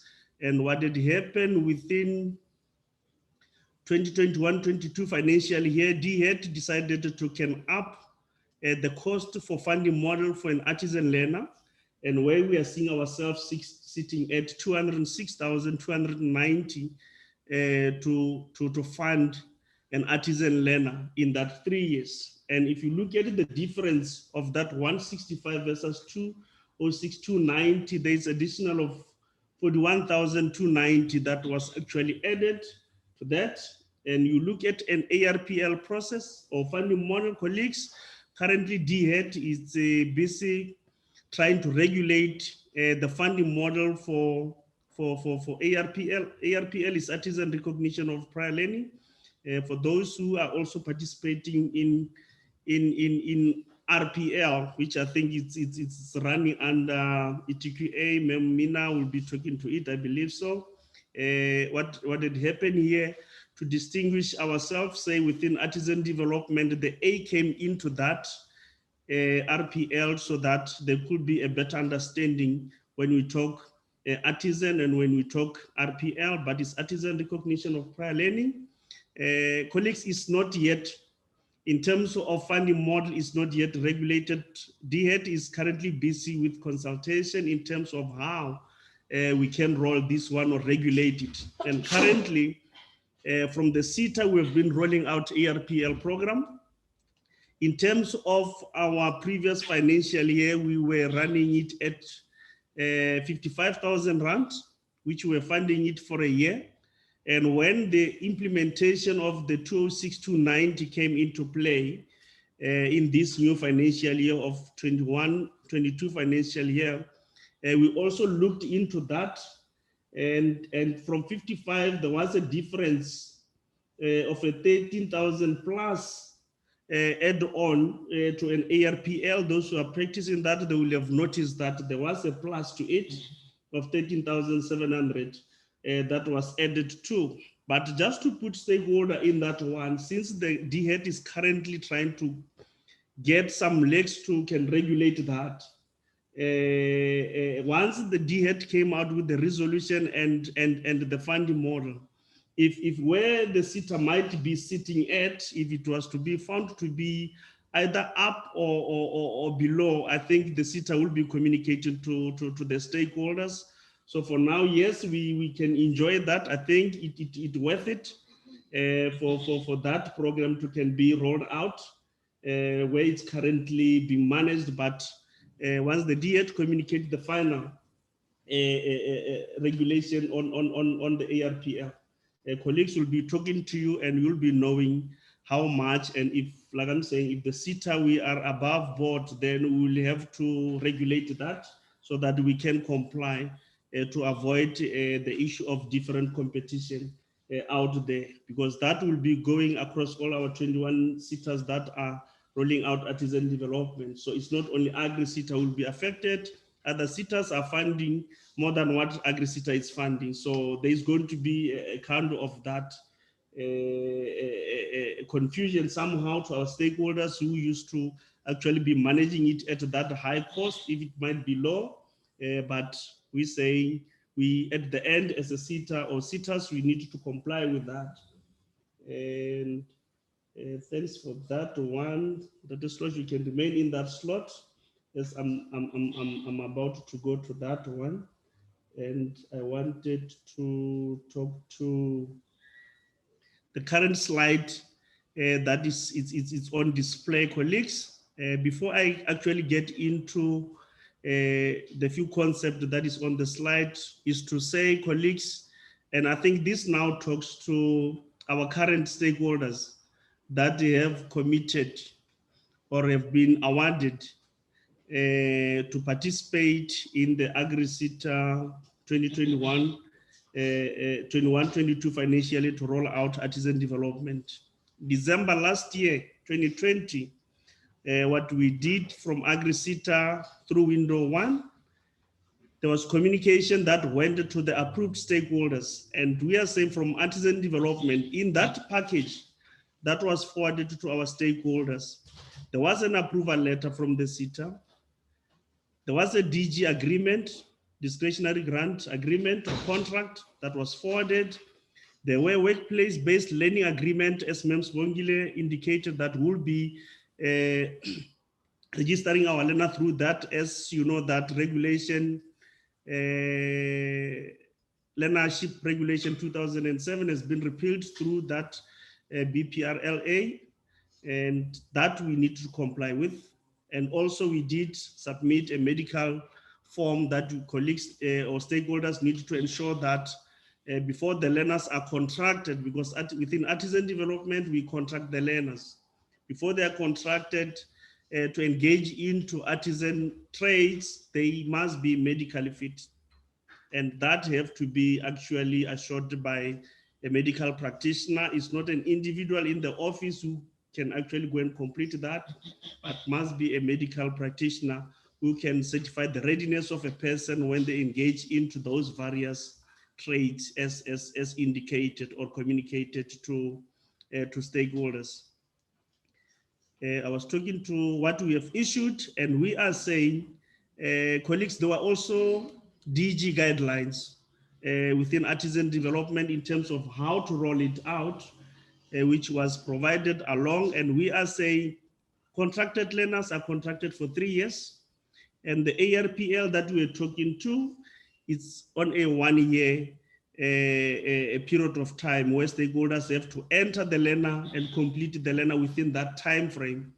We also saying to stakeholders, if there are any changes in terms of that package of contract management that we forwarded to you, to can commit within artisan development, we say that if there are any changes in terms of the agreements that was forwarded to you through signing off, and that if there are any challenges in terms of implementation, then we are saying stakeholders have to communicate with AgriSeta so that we can be able to close up that gap which might have been created in terms of learner implementation. Lastly, in that slide, we are saying colleagues, DG agreements will be cancelled and fund be reallocated to stakeholders, should be reallocated to stakeholders if colleagues actually failed to can implement the program within the calendar month of April, where our new financial year actually start. And colleagues, the reason why we have put this, and which is actually in your approval letter that you have received when we award you, and when you're signing DG agreement, we actually agree with that content that within April month of every year, you should be able to roll out, implement our artisan development program, which is a 3-year program, so that in that third year, 31 March, all those entries of 280 should be exiting. But what we are saying is that, colleagues, I've started by saying in December last year, we have issued you those contract package. You had your January, your February, March through that signing off of those agreements, including learner recruitments, to can take place. So where we are sitting, we are saying, what will make it difficult for you as stakeholders to can actually implement the project on the 1st of April when the financial year starts? So that we are saying is doable. You had the approval letters in December. You had January when you come back from your holidays to can sign off your 2-party agreements with the SETA, signing off, concluded, receiving your DG agreement back from the SETA, and then is learner recruitment process kicking in, implementation. So we are just appealing to stakeholders to say, please comply. Please comply. We are in Q1 of the new financial year, which is ending in the month that is about to start next week. So we are appealing that all the stakeholders to ensure that by the end of that June month, they should have actually submitted all the relevant learner POEs in terms of learner registration to the SETA, so that we can be able to complete this learner in 2024, February or March of that financial year. So we will appreciate if stakeholders can actually abide and honor the SETA by doing the right thing, which is what we have already indicated. Okay. Colleagues, in the second slide that is put before us, as a result of the new funding model and the increment to our artisan learner support, we came up with some, I will say, kind of foundation, but there is some projects, deliverables that the SETA is expecting from you to can at least manage those activities as you roll out your artisan development program. And we are saying, in terms of your contracted learners, which will be at your workplace for that period of 3 years, we are saying, please consider this. And we're talking a minimum there in terms of stipend to say, if you can enter them, if you cannot, but though we know that our stakeholders are currently contracting our learners in terms of the employment contract that you are giving them within 3 years is more than that 3.5, but this we might be talking to the SDPs or training providers, public TVETs that are coming into play to say TVETs, private and public, as you come in, at least a minimum, because you don't have production line in terms of what comes in there. Your production line is learners that you are training, but you say minimum of 3.5 stipend. From that 206 to 90 must at least be paid to this learner.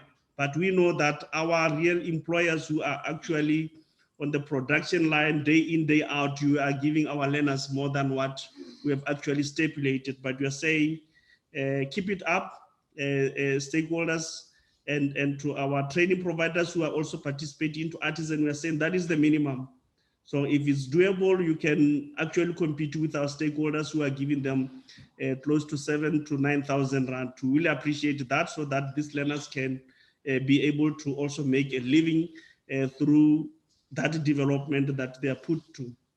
Yes, we are saying PPE is a must thing that you need to ensure that within that 206 is covered, overalls, toolboxes, and we are saying that toolbox, the learner owns that toolbox. Is not an employer or a training provider toolbox.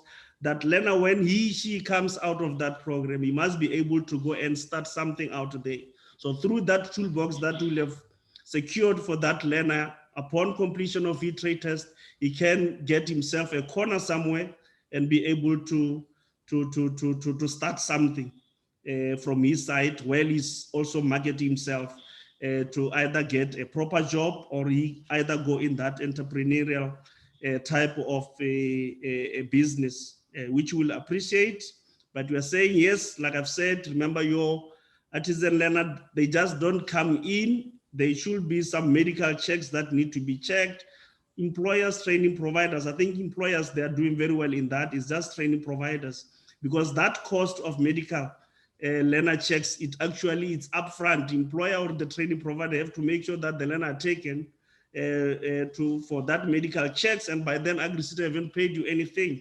But we are saying in that 206, there's a fund that you must be able to close up that amount if you've paid for the learner to can undergo a medical checks. Then yes, theoretical component, as they will, depending on the entry level of those learners, if they are coming pure from metric without a technical metric, probably they will have to do their N2s and N1s depending on their metric results, or grade 11.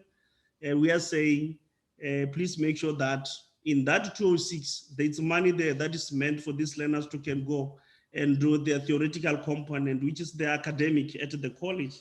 And in terms of the minimum entry for them, towards the exit point, that N2 that you see in there is going to be a gate for them. So without them having that N2 as minimum, they won't be able to be trade tested, and that is telling that they won't be able to complete the program. So that need to be managed well, and I think that one can say is directed more to employers, because then training providers, they are actually managing that well, because that is the space where they are. But to employers, please release those learners. Those learners are there to learn, not to actually, the way we might actually be rolling it out, where the learner might not be able to be released to can go and attend a particular training, because then there's either a production issues, and we are saying release them. They are there to learn. There's mentors, coaches for those learners. Let them make sure that the learners are getting a full attention in that space. Yes, again, to training providers, I think item number 7 is listed there. It's easy for them because they're in that space. They are accredited SDP, skills development providers, through QCTO, not AgriSeta colleagues. It's only MEMS Congiles program. I think majority that are managed in terms of accreditation through the SETA, but for artisan development, management of accreditation of training providers is done outside the SETA, though the SETAs are role players in this case, but it's through DHEAD QCTO in that process of accreditation. And we are saying, as from employer gains, we say, please release those learners. If they come in, you are done induction with them, and they are either due to start, depending on your training plan, either to start with the theoretical component of institutional training. If you start them with the workplace, depending on what they have came up with, when you are recruiting them, please manage that.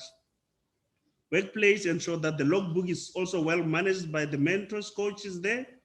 And I'm appealing to HR who might be coordinating from the employer side to also engage the supervisors from now and then to check on the progress, because in terms of communication, we tend to find ourselves communicating with either your administration, but supervisors, mentors there, and we are saying engage there as that technical team which is rolling out Artisan. Please engage it so that you can ensure that all is rolled out. Theory, practical, and workplace exposure. Those three legs are the building blocks of an Artisan. So one have to ensure that all those areas are covered. Either they came up with 1, 6, 7, then you need to manage 8 in that order. And we are saying, yes, please afford them that trade testing, trade test preparation, trade testing attempts, colleagues. What is it's regulated in terms of the trade testing. Learners are actually awarded 3 attempts to 4 attempts, and I will explain where the 4th attempt comes in. They are allocated 3 attempts to can attempt the trade testing, and we're talking that also within that contractual period of 3 years. That's including the 4th attempt, and this is how the 4th attempt comes in. We are saying when the learner has completed first attempt and didn't make it, second attempt didn't make it, third attempt didn't make it, in the 4th attempt, that must still be within the contractual period. But when the learner is going for the 4th attempt, by then, if there was any activities that the learner actually accumulated, that learner will have actually lose that accumulation of the activities, because this is what is happening within Artisan. As you do your trade testing and you achieve more than 50% of your trade, then you will be actually accumulating whatever you have achieved. That is makes that more than 50%. But we are saying if the learner then have to come into the 4th attempt, that learner should have actually must still be within the contract. And when he's going for the 4th attempt, he's going to lose all what he might have accumulated during attempt 1, 2, or 3. You will be trade tested as a new learner there. You will have to do all the activities in that order. Next slide, please. Okay, thanks. Colleagues, that speaks to our tranche payment. Remember I said there was a plus to it of 41 to 90. So what had happened now, instead of us still paying 3 tranches, it came to a point where now we have to pay the 4th tranche so that we can manage that money well up to completion period. I'm not gonna go through what the type of evidence or supporting documents as per tranche, but if you look at tranche 1, that will be upon implementation, there will be 25% that will be paid to the stakeholder of 51,572.50 cents. That will be paid to the stakeholder to start rolling in or implementing as you start. Upon learner registration, remember proof of learner registration will be issued by AgriSeta, then you can start commencing with your training. And in year 2, you will be expected again to can put an invoice. In year 3 and 4, you will be able to close that, and that is upon learner trade testing, and so you can be able to do your tranche 3 and 4 in that order. All the evidence as listed there, 1 to 8, 1 to 6, 1 to 5, 1 to 6, must be provided to the SETA before we can be able to process your invoice. Next slide, please. Okay, thanks for that. Colleagues, I think somewhere we were talking about ARPL. Funding, we're saying from the SETA, again, we're saying if you happen that you recruit a learner coming in the form of ARPL process for unemployed colleagues, we are saying that learner in that 68,700, there must be 3.5 that must be paid to that learner until you complete the trade testing in that year. But colleagues, as you know that for ARPL learner, the learner can come in this week, and then 3 months down the line, depending on the gap during the trader's readiness evaluation, that learner might exit. So you actually need to manage that well. And we are saying for employed ARPL learners, there's a zero stipend paid to that. Remember, that learner is already in your payroll. So what you'll be doing with that 68,700, you'll be looking into what is listed below and manage it accordingly. In terms of the ARPL learners, colleagues, please, because this learner will be coming out unemployed, probably the issues of PPE, overalls, toolboxes. Remember, this learner have to go and try to work out something else once he achieves his trade test to can still make a living. So those toolboxes need to be purchased for those learners as they enter medicals, trade test preparation, and including those attempts depending. But we are expecting a completion of an ARPL learner within a financial year when that project was allocated. Currently it's 21-22 financial year. Few stakeholders, I think in that 28 we might be having around 30 ARPL learner. So that achievement, we're expecting it to those few employers that went through the ARPL process to look after your assistant technicians or technical personnel that you are trying to lift their lives. So we're expecting them to can end up going through their trade testing before 31 March, because by then we're expecting the sitter to be completing those learner and submit or sending you the trade test certificate if that it takes that long. But the best is to manage it. Look at that funding and make sure that it doesn't cost you beyond and manage it well. Yes.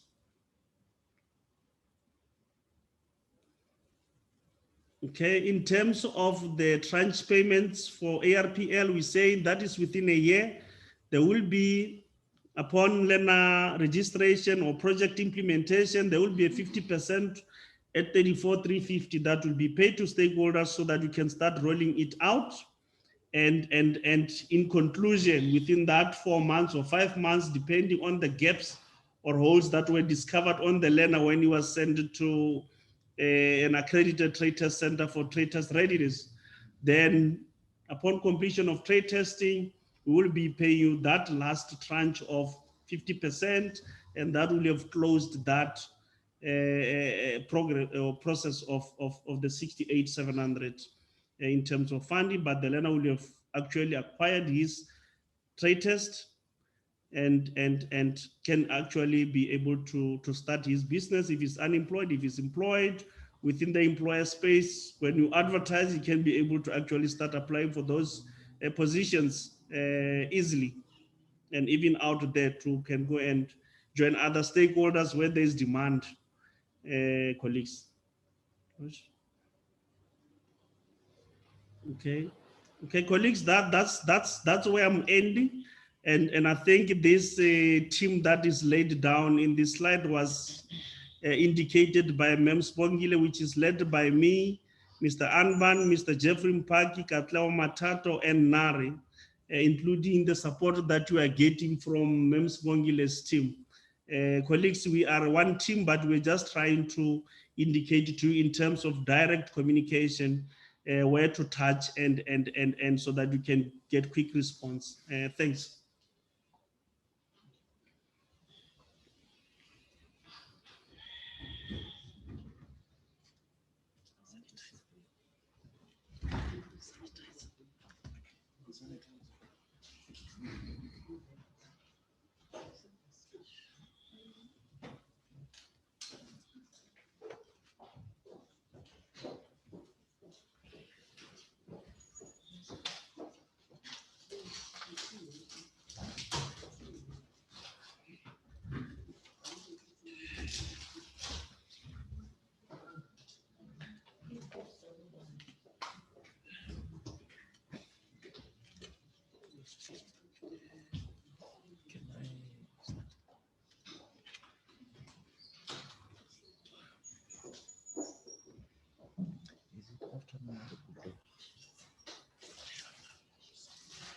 Good afternoon, stakeholders, and and colleagues.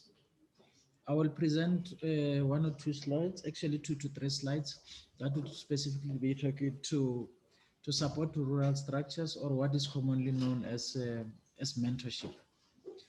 The first slide actually here talks about that maybe support to rural structures basically talks to support or mentorship of cooperatives, NGOs, community-based organizations, land reform beneficiaries, like in the form of land restitution, and also proactive land acquisition strategy beneficiaries, and also the former land redistribution for agricultural development beneficiaries who receive land from the government or any other cooperative in any part of the country that needs this type of support. So those are the targeted beneficiaries that this program is looking at. So what comes to mind, the process is that obviously there's a call for proposals through window 2 of DG grants, and then people use a specific template to apply for such kind of support. So the point is that a program runs for a period of 6 months or above within the financial year. And then the training must be completed within the stipulated time frame. And most importantly, that there must be training plans in place at the submission of the contract, and also at the submission of the first tranche for payment, which actually goes with the documents. Secondly, as I pointed out, that the program is not running for less than 6 months. And most importantly, our contract is very clear, which is standard. It must be read with a 6.2.7 clause of the DG contract, that if there's any desire to change the program, the employer or the mentor must actually inform Agrisita on time and wait for Agrisita to actually confirm that indeed that is approved or not. And that communication will come in writing, either in writing to the mentor or the employer. Failure to do such actually is in contravention of clause 6.2.7 of the DG contract. Next slide, please. A support rural structures payment structure. We pay 2 tranches, the first tranche and the second tranche, which are made up of 50% of the total approved budget. So tranche 1, supporting documents that are required. Proof of registration of the entity. By proof of registration of the entity, we mean if it's a cooperative, there must be a registration certificate of that particular cooperative. In any other form, they must actually have organized themselves in the form of a structure that is registered. Secondly, we need to have proof of valid banking details from the bank, stamped, which is not older than 3 months. Tax compliance issues, your tax certificate and everything. And then there are what we call learner or beneficiary information forms, where each learner or beneficiary to be mentored must fill the form. And then we should be able to have a copy of the IDs accompanying such kind of documents. There must also be an implementation plan. And once everything has been organized, there must also be a valid invoice, which is actually submitted upon that. Then the second tranche payment, obviously we would need attendance registers from the trainer or the mentor. Secondly, again, proof of valid banking details, just to confirm that indeed it's still the same bank, is not changed. Submission of final, or what we call a project closeout report, in line with the approved implementation plan 1, and also in line with the proposal that was submitted, meaning that the closeout report, or a detailed project closeout report, it must be in line with what you've proposed that you're going to do. It must be also in line with the implementation plan. So we study both the report and the implementation plan and the proposal to determine if whether what you planned to do indeed you have done. So in some cases, you find that we return it back to the mentor to say that your proposal set is going to cover 5 elements, and then you have only covered 3. Can you make sure that the remaining 2 are covered in terms of mentorship or implementation of the program before we can make any final payment? Another thing is that for the last 50% tranche would require a valid invoice, which must be submitted obviously with the final project closeout report. We only pay the second tranche when we have received a final project closeout report, and the closeout report reflects what you intended to achieve in the mean. Thank you. Last slide. So that was basically the high level issues that we wanted to highlight on support to rural structures. Thank you so much.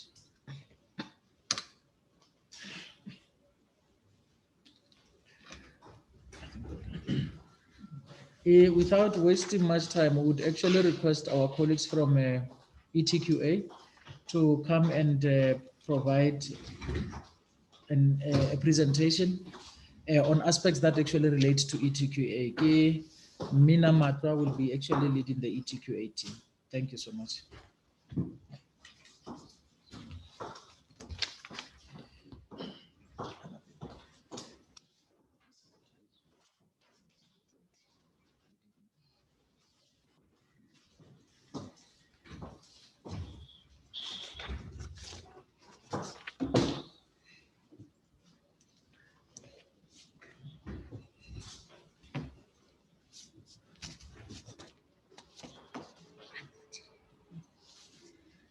Afternoon, fellow training providers and employers. Once again, thank you for joining us in this platform.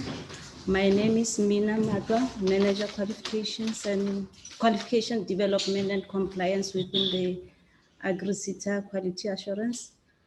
I'm going to share quality assurance information, compliance matters, and current updates. The following slide talk to AgriSeta vision, mission, and values. I'm not going to talk to this slide as my colleague has already said the mouthful. I'm going to talk to quality assurance functions and staff, current updates on occupational qualifications, compliance and non-compliance matters, assessment and certification of learners, and as well as e-learning system. The purpose of us quality assurance department is to ensure that there are sufficient high quality skills development institutions serving in the agricultural sector. By high quality skills development institutions, I'm referring to you as training providers, private training providers, and public training providers, which are TVET colleges, universities, agricultural colleges, as well as community colleges.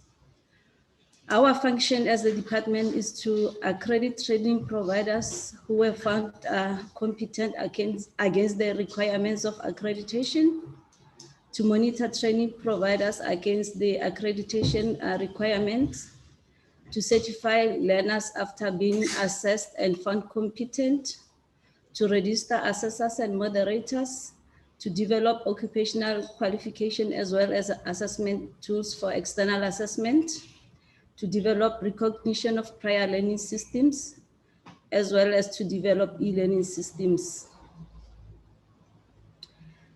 The following are for support are the personnel within the department. On top, we do have Mr. Petla, who is the executive manager. Myself, Mina Madwa, responsible for qualification, development, and compliance. Mr. Kuos Setlangu and Mr. Bongani Kubeka, responsible for capacity building, which include monitoring of providers and re-accreditation of providers.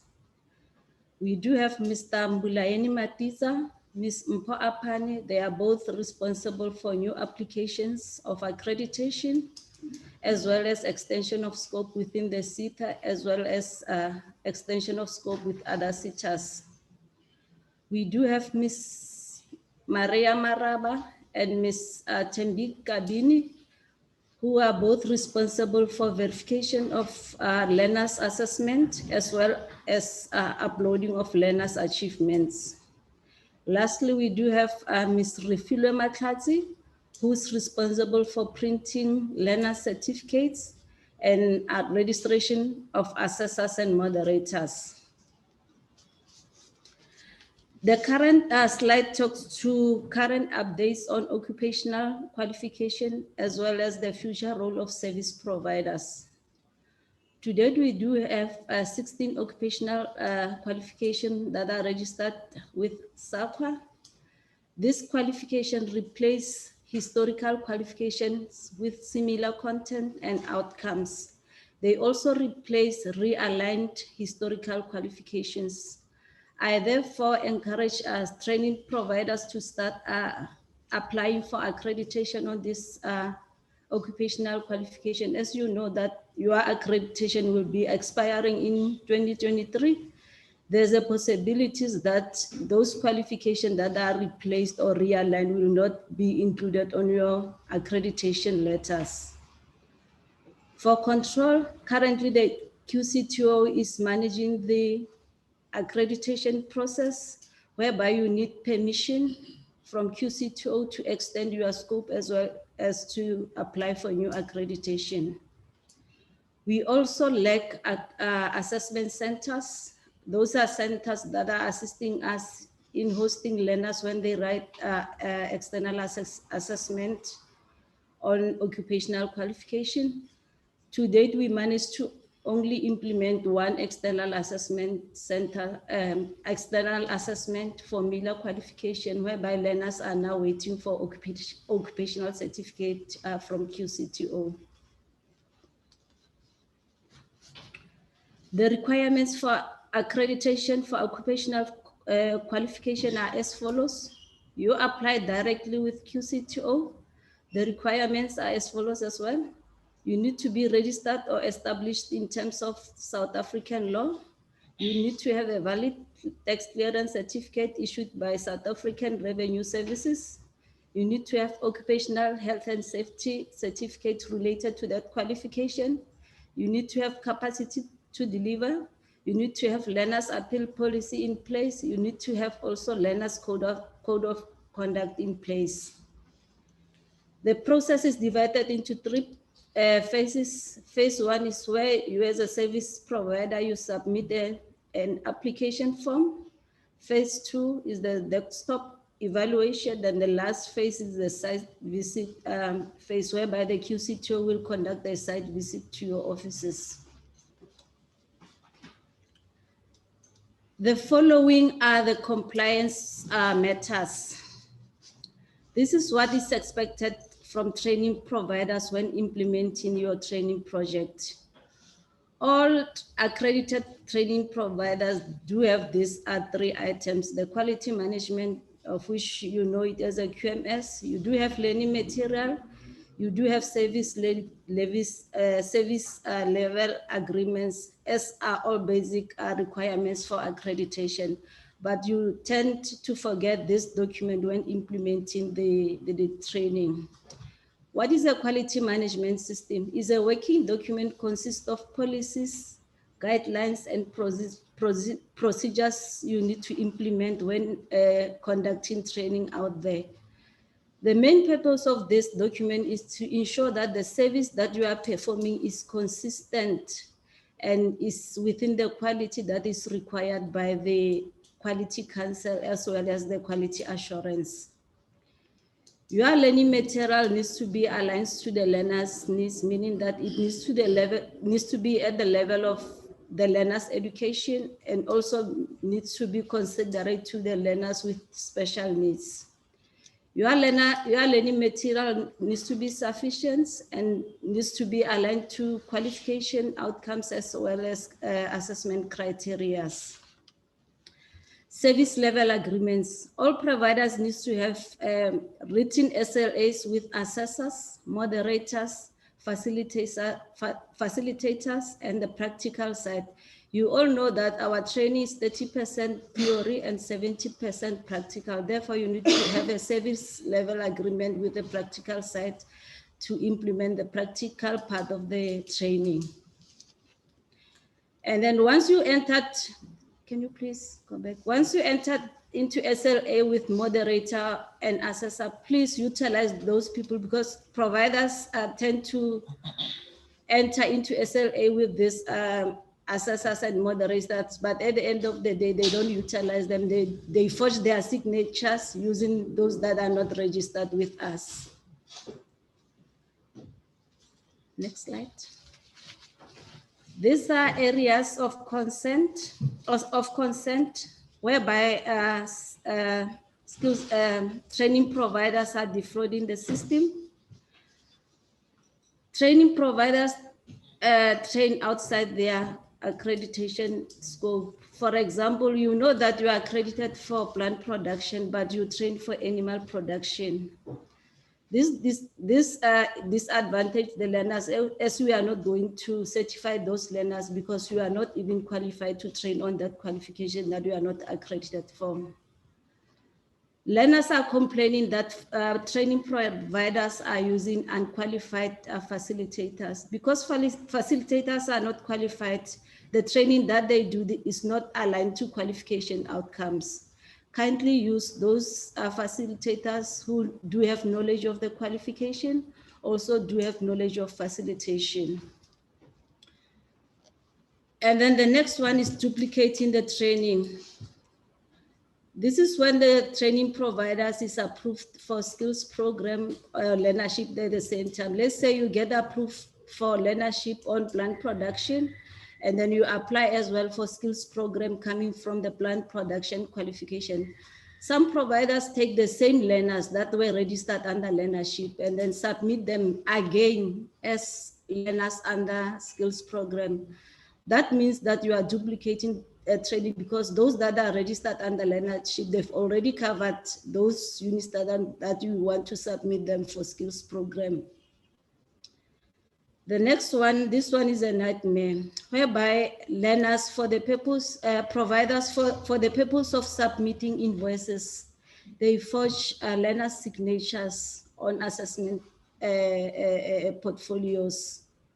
They also forge assessor and moderator signatures for the purpose of submitting invoices. Some go as far as forging their scope on accreditation letters, especially on non-funded programs. Please note that we are aware of those fraudulent activities, and then there will be consequence management on that. The other one that is a nightmare, service providers are not paying learners what is due to them in terms of paying learners stipends. The next slide. This slide talk to learners assessment. That's when the provider are building up the learners POEs. Please note that assessment play a very important role in learning. It tells us what the learners have learned, how the learners have learned, and where they have struggled. This document needs to be compiled at the beginning of the training. You mustn't wait at the end when you are about to submit the 4th tranche invoice to start preparing or to building up this POB, because that's when you forge the learner's signatures. Just start at the beginning. Your first meeting with the learner needs to be inside the portfolio. Your first meeting with the assessor needs to be inside the portfolio of evidence. Your first meeting with the facilitator needs to be inside the portfolio of evidence, as well as the CV of the facilitator, for us to check whether this person was qualified to do this training or not, needs to be inside the portfolio of evidence, as well as your meeting with the moderator needs to be in that portfolio of evidence. That's why I'm saying it needs to be compiled at the beginning of the training and throughout the training. All the activities of the learner needs to be in that file. The work that is in the POE needs to be learner's own work, signed by the learner, as well as the qualified assessor registered by us, having AgriSeta registration number. The moderator needs to be qualified as a moderator registered by us, having AgriSeta registration number. Your assessment needs to have the following principle of good assessment. They need to be authentic. Your tools needs to be realistic for learners to be actively involved. By the tools, I'm referring to your questions or the content of your assessment. Your tools needs to be transparent. Learners needs to know how they will be assessed, what is going to be assessed, and the date and time when the assessment will take place. They need to be reliable, meaning that if we apply them again the following day, they need to produce the same, more or less the same result of what they have produced yesterday. They need to be valid. They need to measure what the qualification is intended to measure. That's where the knowledge of the facilitator and the assessor comes in. They need to be fair. By fairness, they need to be considerate to learners, especially learners with special needs.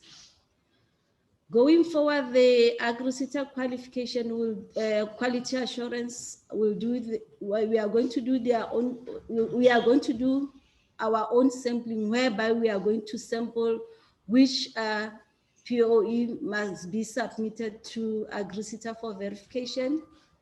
We are tending to do site verification. We are tending to do unannounced site visit to the project, whereby we are not going to notify the training providers that we are coming for site visit. And then this slide talks to certification process. This process is closely linked to learner assessments and competency. It is initiated upon receiving your application as a training providers, meaning that automatically we as quality assurance, we don't know when the training is finished or when it's time to certify your learners. You need to send us an application form accompanied by POE, the learner POE that I have explained earlier, your assessor, an external moderation report which recommend the printing of a certificate. And then certification on skills program, the training needs to be reported. It is the responsibility of the training provider to certify the learners. We don't have a standard form template or statement of results.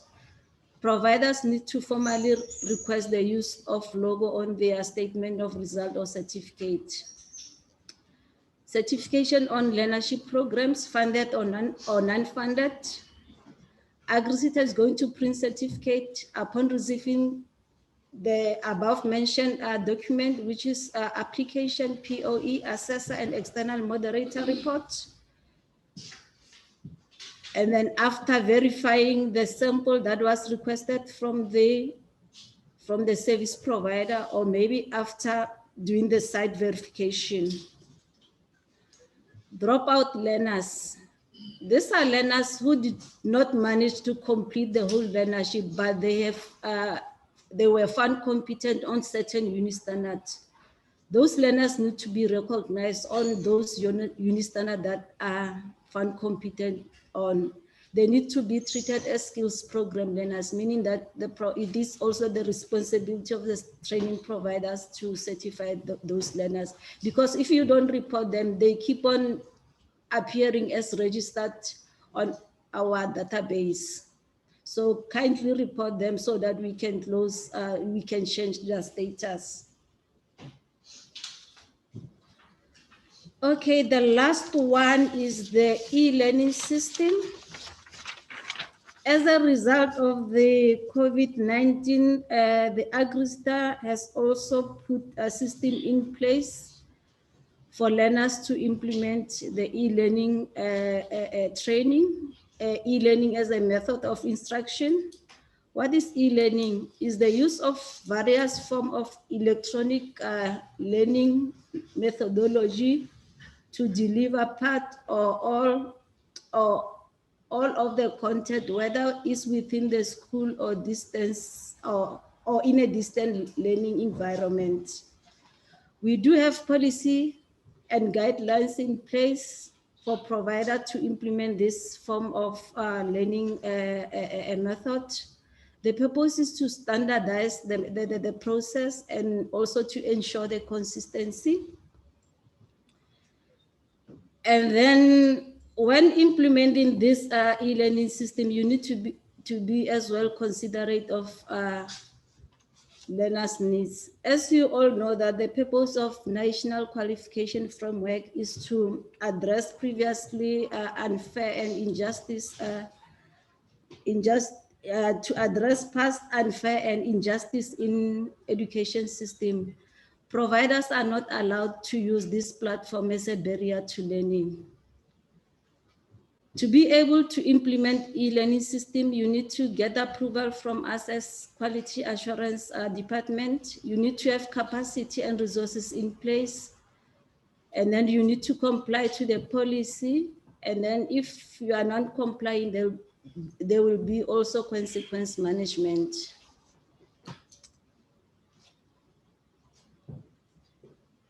Thank you, colleagues. That's all from Quality Assurance Department.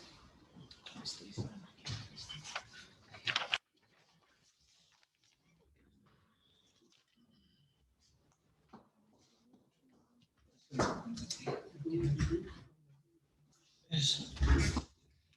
Thank you so much. Thank you so much, stakeholders. We really appreciate your time.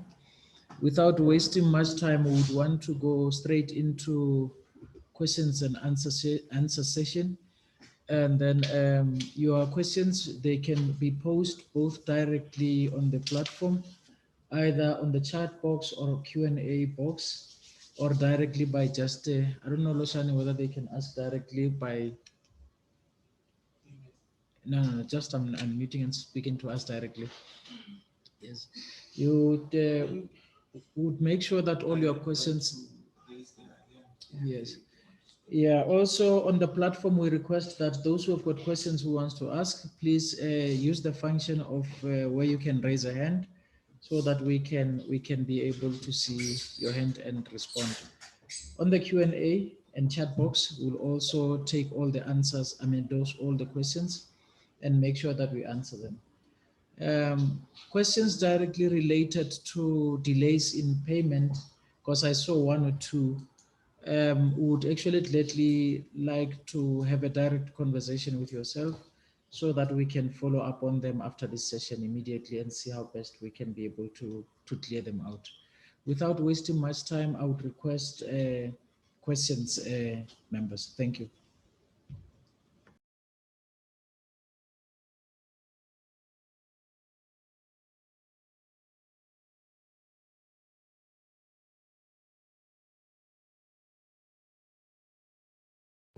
Without actually, hello?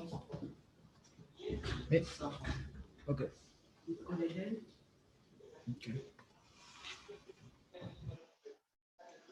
Hello. Good afternoon, please. You are more than welcome on the platform. You can pose your question. Thank you. I'm Mr. Rampabana of Muriwa Holdings. I do have a question on a contract 5.5.3.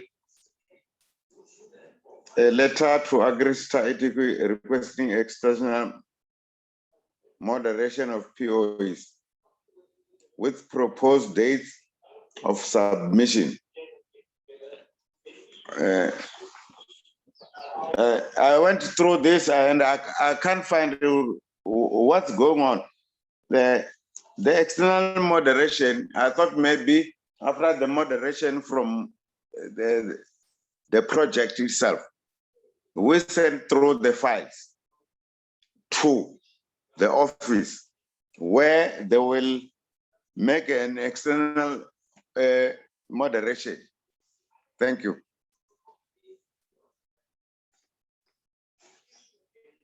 Thanks a lot, Mr. Rampavan. Did you manage to get the question? We'll take 5 questions first in a row, and then I will respond. The next question on the platform, please. Is there any other hand? From the Q&A. Okay.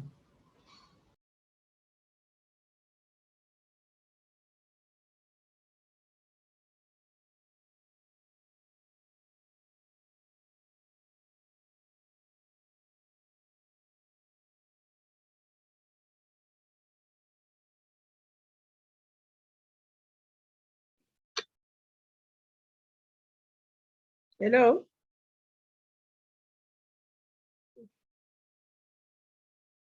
Hi.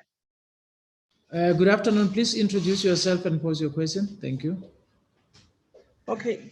Good. Is it still good afternoon, everyone? My name is Thandi Wendlovu. Can I just ask a question? We've got a learnership that has been approved for one of the cooperatives, and I've just heard that the documents need to be submitted the latest by the 15th of June.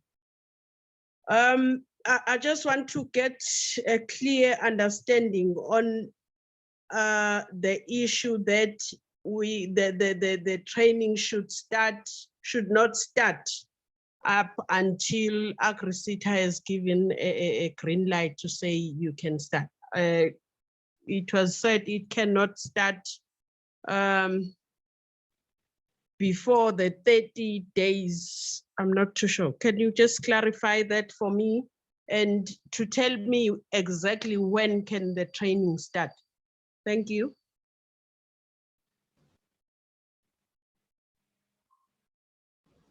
Thank you so much for your question. Any other question? We'll take at least 4 to 5 questions before we respond. Thank you.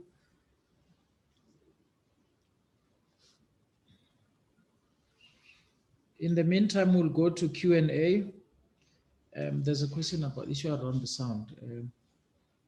Sibongile, there's another question around issues of learnerships. What is per credit unit? Lina Mwekete has answered that. I think you've captured that correctly. And secondly, on the chat box, okay, these are just the links. Okay, maybe let's just start with Mina with regard to the ETQA question. Thank you.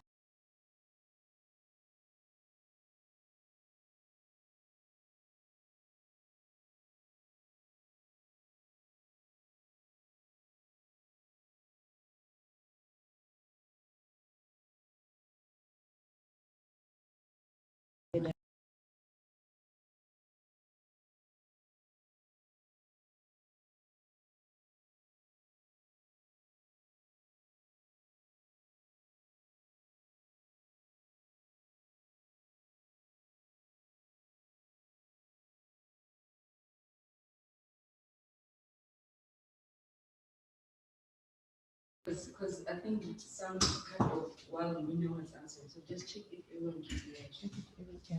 Yeah, just please, members, can you advise if you can hear us from this side, because from your side, because we can hear that we can see from the chat box that the sound quality on the other side is not correct. Please just confirm by a show of hands if possible.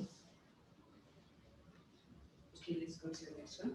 Okay, we'll go to the next one. The next question is on Sibongile. Training should not start before AgriSeta actually confirms that. Thank you. Yes. Thank you so much for the question. As we indicated before, we said documents should not, all documents, learner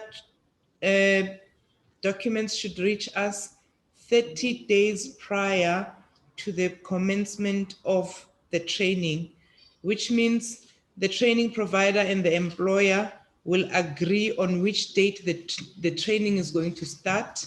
And as soon as they have agreed, 30 days prior to that, they submit the document to us. But before they even submit the document to us, they must have uploaded the learners onto the system. So you upload the learners onto the system, and then you submit the originals to us by courier or or you hand deliver them.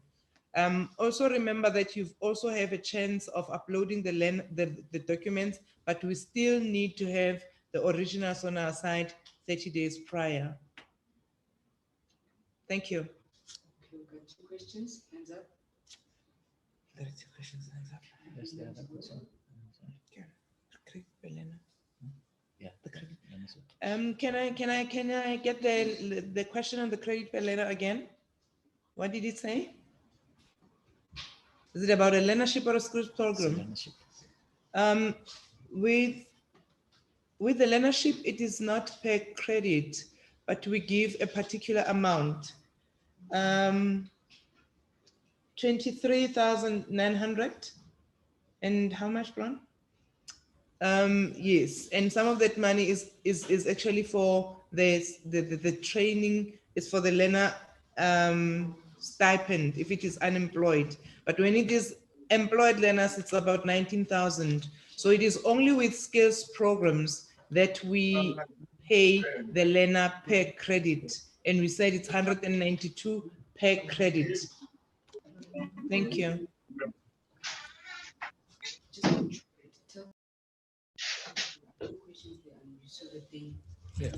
Thank you, members. We request that members who are not on mute, please mute your systems so that we can actually have easy communication on our side. We are also asking again, if there's any further questions, please, you can send them to the chat box of the Q&A platform, or you can directly raise your hand, and then we recognize you for a question. Thank you. Questions? We've got 2 hands up. Okay.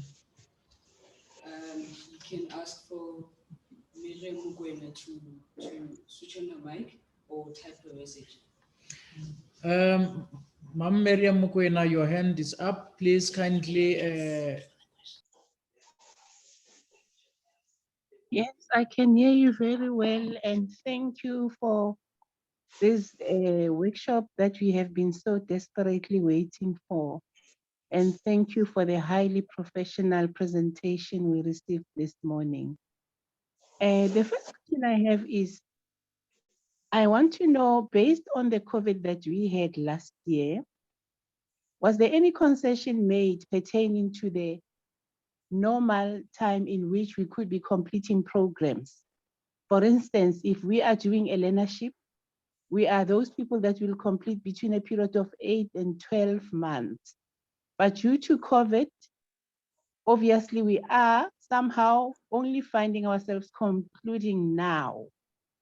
Now, this puts us in a situation where we have to find ourselves filling in the addendum, because I'm talking about a program that was approved, by the way, in 2019, which is supposed to have been completed in 2020, which is supposed to have been completed in 2021, 31st of March. Only now we actually are completing those due to the COVID story. That's number one. Number two, Mina, I'm a bit worried about the use of the e-learning and the consequences of that. Because again, due to COVID, we found ourselves that we have to board on the e-learning. We're not aware that Acrisita has started something on that. But for our part, which we would appreciate to be guided more, we have actually started introducing e-learning of our learnership to the learners, making improvision of devices and all, but we're hoping to get there. So I'm a bit worried that there are going to be consequences if you do that without the approval of Acrisita, because personally, and on behalf of my organization, we were not aware that we've got to get permission from Acrisita, and that we highly appreciate that you take us by hand, because that is actually what is needed now.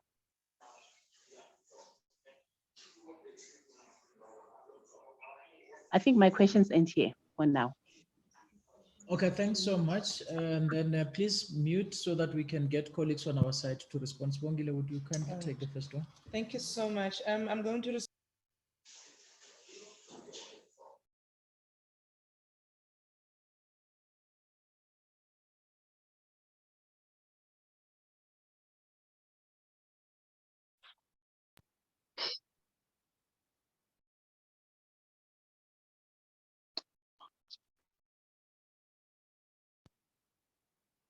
Sorry, Smongile, to interrupt. I can't hear anything. I'm not sure if you are muted or what. My apologies. I think I was muted. My apologies. I'm saying due to COVID, we also extended our contracts for learnerships from 12 months to 15 months. So which means they no longer end at the end of March, but at the end of June. So I think the contract that you are referring to must definitely be an old contract, because contracts that we entered to last year actually started by being extended to 15 months. So yeah, your issue, I think, has been addressed by the considerations that we had for COVID and its implications. Thank you very much. Most welcome, Miriam Mokoena, and I'll give Mina an opportunity to respond on the issue of e-learning. Okay, I do agree with you, Mrs. Mokoena. The policies recently being approved. Yeah, I'll give you the. Sorry, sir, can you kindly mute on your side? There's a serious feedback coming to the system. Thank you. Okay, I do agree with you, Mrs. Mokoena. The policies has been recently approved. Just bear in mind that the policy also do allow the blended e-learning method, whereby is the combination of face-to-face and the e-learning system. We will talk to your issues internally as the department, and then note that the time frame for approval is less than 20 days. Thank you.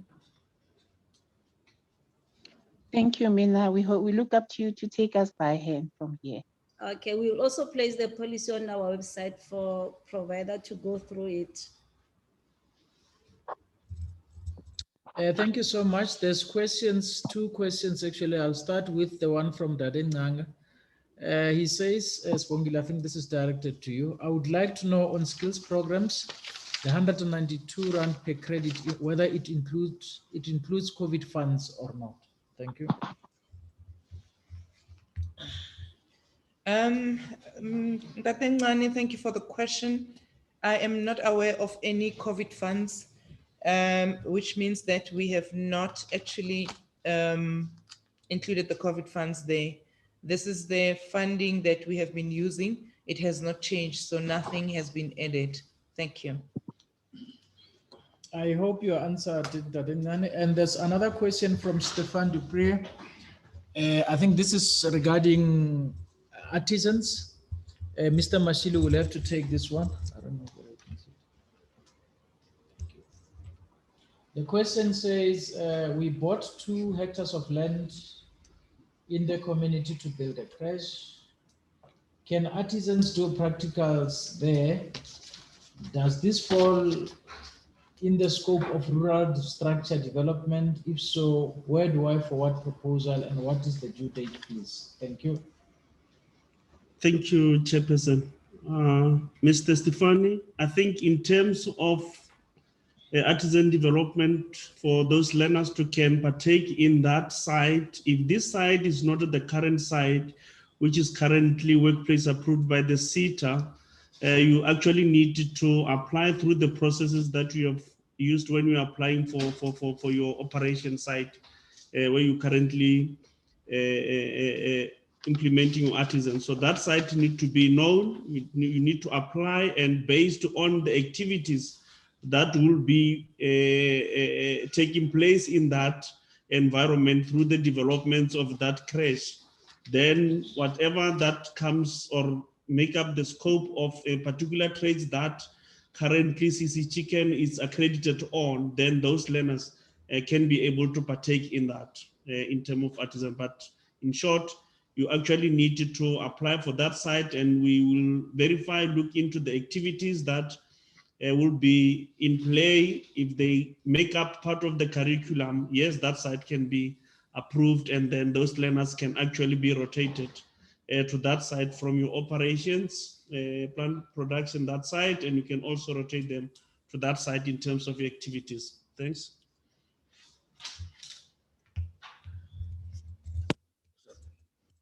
Thank you so much. I hope you answered, colleagues. The other question I think is directed to Mam Spongile.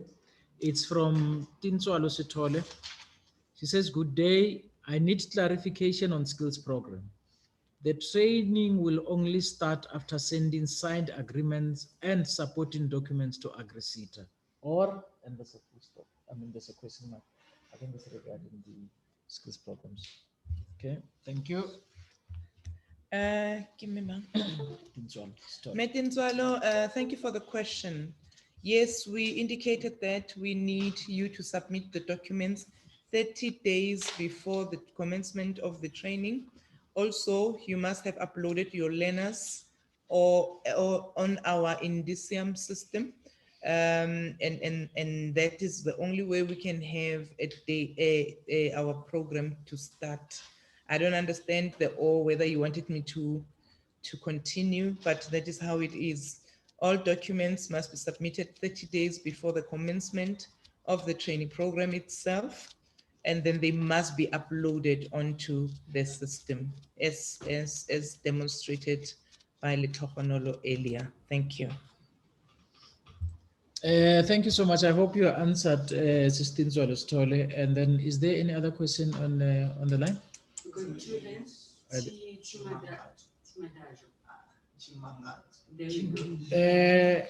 We've got two hands questions. We'll start with Chimangazo. Your turn, Chimangazo. Thank you, colleagues and AgriSeta for this engagement. I have got maybe some few inputs that I would like to make. The first one being on the issue of learner stipends. I think for the past 5 years or so, the stipends for the learners have remained the same. If you are implementing it at around 8 months, the calculation will show that the stipend is around 1,203 rand. And this have really make it difficult for us as training providers, as well as employers, to retain the learners on the learnership programs, because other funders, or when you compare with other learnership programs that are running, you realize that the rates haven't really changed for the learnership programs. So I'm just making that input that maybe you need to review the issue of learner stipends, because it have remained the same for quite some years. And then secondly will be on the issue of the applications for the program themselves. Wherein I'm not sure if it's doable, but maybe there is a way that you can look at it, that when we do these submissions, either for learnerships, mentorships, and the correspondence or feedbacks are only given to approved projects. Now it becomes very difficult for employers and providers to understand what might have led to their application not being considered.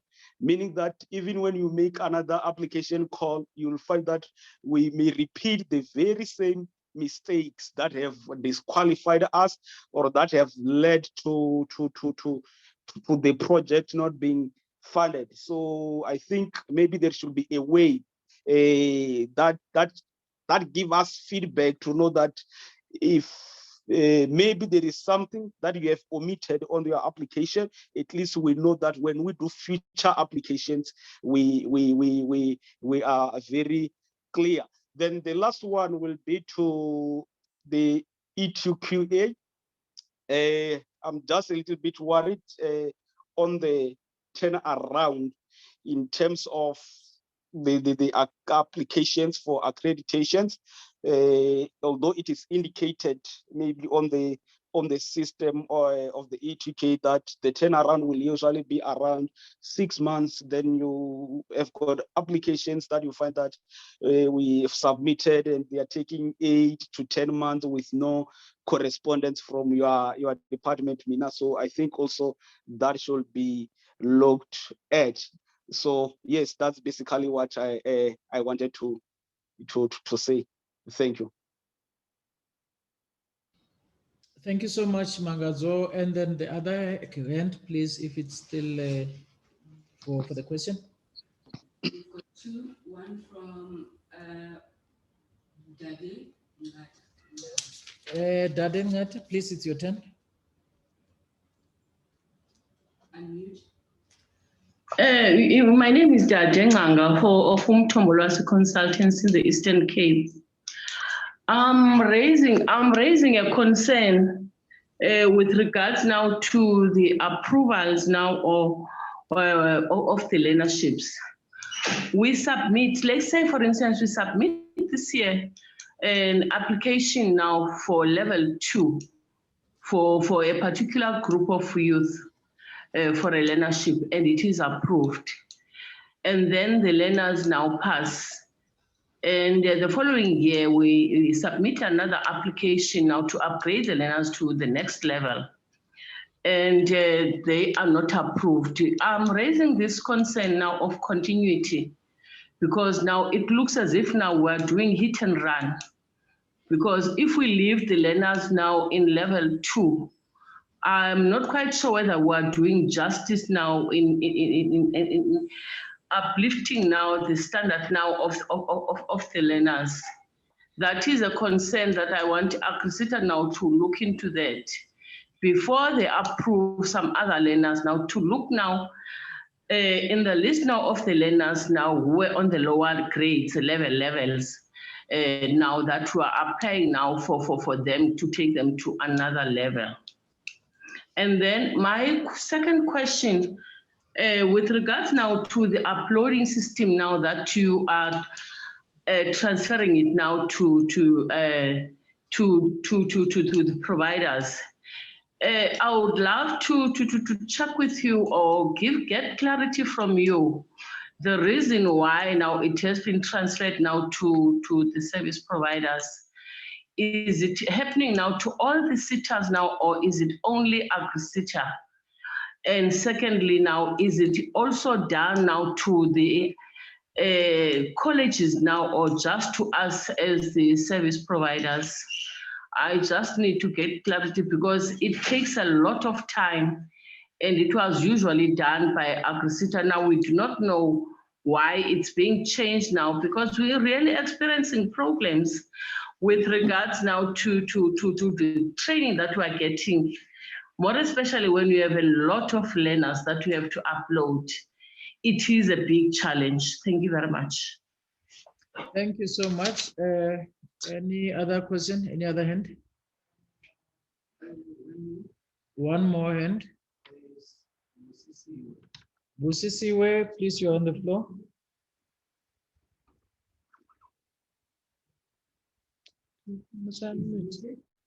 Busisiwe, you're on mute. Please unmute.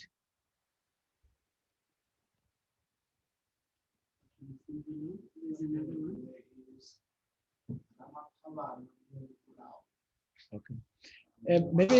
Maybe let's say in the meantime, let us actually respond to the questions that have been posed. We will actually come back to the questions that are actually being raised now. The issue from Chimangazo regarding learner stipends that has remained the same for over a period of 5 years is noted. We will take it back to our seniors to that effect, to relook at it and look at possibility of review. Feedback given only to approved applicants. The question is, what is it that as an employer, SDF, you don't get feedback to say, where did you miss the point in terms of the application? We are encouraging everybody. I think the story should be that the reality is that we receive quite a large volume of applications. Having directly to communicate individually to both successful applicants by letters directly and those that are not successful, it becomes a very serious administrative nightmare.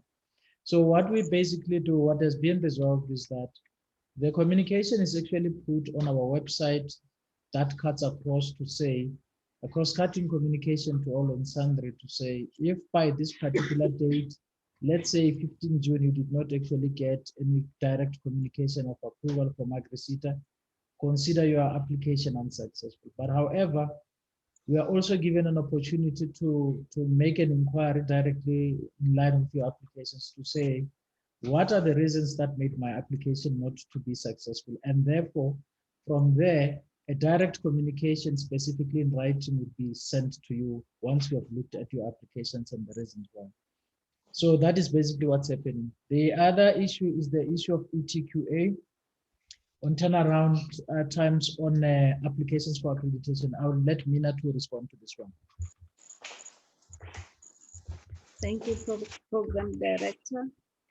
On that one, I will request the affected institution to send me directly the email containing the application, the applicant name, or also send the email directly to Mr. Petla, who is the executive manager. We will make follow-up and respond to your email. Thank you.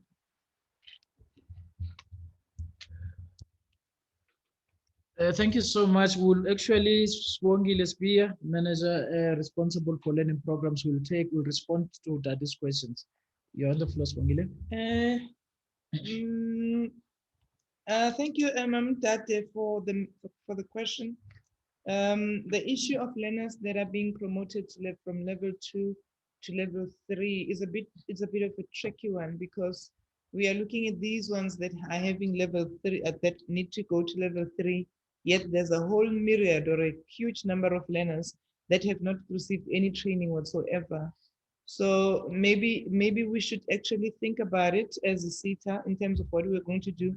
But my idea would be, let's try and level the playing fields so that we get a lot of learners as possible on level 2, and then thereafter we will then move them to level 3. So in that case, I think it would be much better that way, so that we don't leave others on no level at all, and yet others are going on level 2 and level 3 and level 4 in that manner.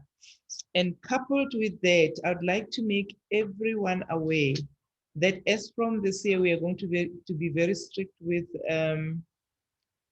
our scarce and critical skills.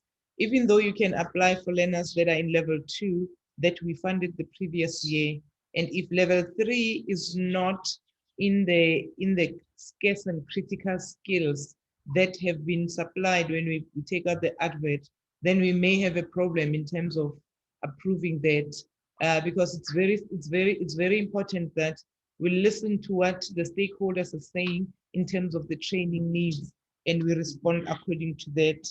That's number one. Number two, we're talking about learner uploads. Learner uploads have been done by training providers for a long time. It was AgriSETA that was lagging behind. So we just felt that let us also be compliant. We do have the system, we do have the system in place. And if we are talking about capacity, then you should understand that AgriSETA does not have capacity to be able to upload all these learners on behalf of training providers. Hence, we have given training providers the responsibility to upload their own learners, which is what a lot of SETAs are doing currently on Indusium. Thank you. Thank you, Swongile, for such a response. And is there any other question, colleagues, on the hands? Okay, Anna, you're on the floor. Please ask your question. Okay, thank you very much for the opportunity. My name is Anna from a company called Mahwai Agricultural Training Academy.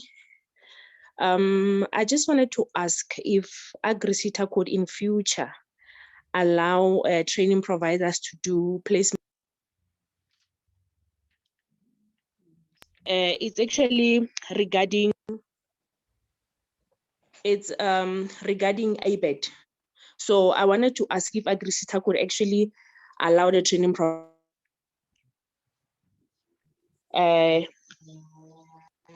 internally instead of outsourcing the placements to the IEB, because the ABET level is a bit low and then the IB rates are very high now. So as a result, we end up running ABET projects on a very low budget. So my plea is that AgriSETA may actually consider allowing the training providers to do the placement internally. Thank you, Anna. Any other hand, Losan? Okay. There's also a comment or a word of request from Dr. Lizelle Boats that can we please also request a review for the cost per unit standard for skills program. Your point request is noted, and then we'll take it up also. Spongile, can you respond to Anna from Mahwai? Memawai, thank you for the question. We are currently working on the instruction from Umalusi in terms of IEB placements, and we do understand that maybe the cost may be too high. We will check what the consequences are. We will check what it is that can be done, because it's not a decision that AgriSeta can take on its own at this point in time. All we can do is let us do our research and find out what are the ramifications and how will they affect the training itself. Thank you, Spongile. There's also a question from Nemusunda Nsundeni asking that I want to ask a question on first tranche payout. You find that stipends are paid normally on the 2nd to 3rd months from start. What is the current arrangement? Spongile, can you kindly respond? Thank you. If I understand your question well, when you give us your first tranche documents, deliverables, all of them without a challenge, we will then be able to give you stipends for the first 3 months. And then thereafter, in the next 3 months, you must be able to submit another tranche claim, which will include the learner stipends. So it's a continuous cycle. And if you, especially if you are running the learnership over 12 months, then we would expect you to have a claim in every quarter so that your stipends are covered adequately. Thank you.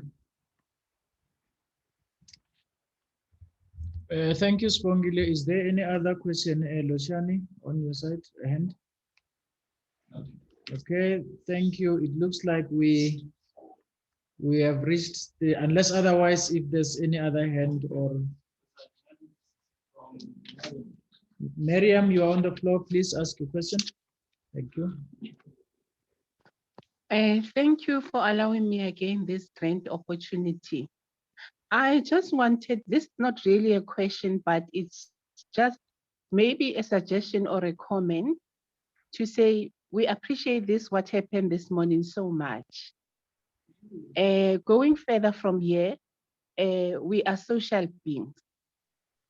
We have friends all over that AgriSeta generated throughout our workshops and all types of sessions that we had before. We miss them so dearly. Could we maybe next time when we have this type of a virtual session, we have the interactive one, more interactive one, in a sense that you can see our friends?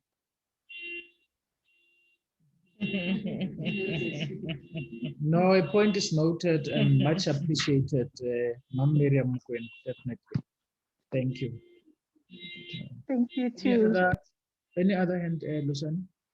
It looks like we are not receiving additional questions on the chat box and on the Q&A platform. And then we also are not getting any questions directly from by way of showing of raising hands. What I would like to, Dada, please come through. Thank you. Thank you again.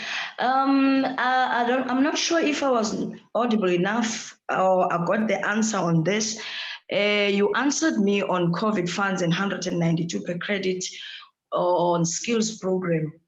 But what I want to know is, now that we are facing phase 3 according to government statistics and everything, so how are we going to allocate the mask, the sanitizers and everything in the training place when we have to start training, if it is not allocated in the 192 rands per credit?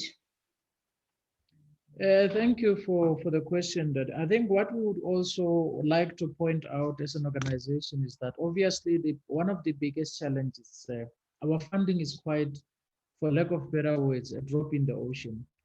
And then COVID is quite fairly a new phenomenon that affected us in the last financial year extensively.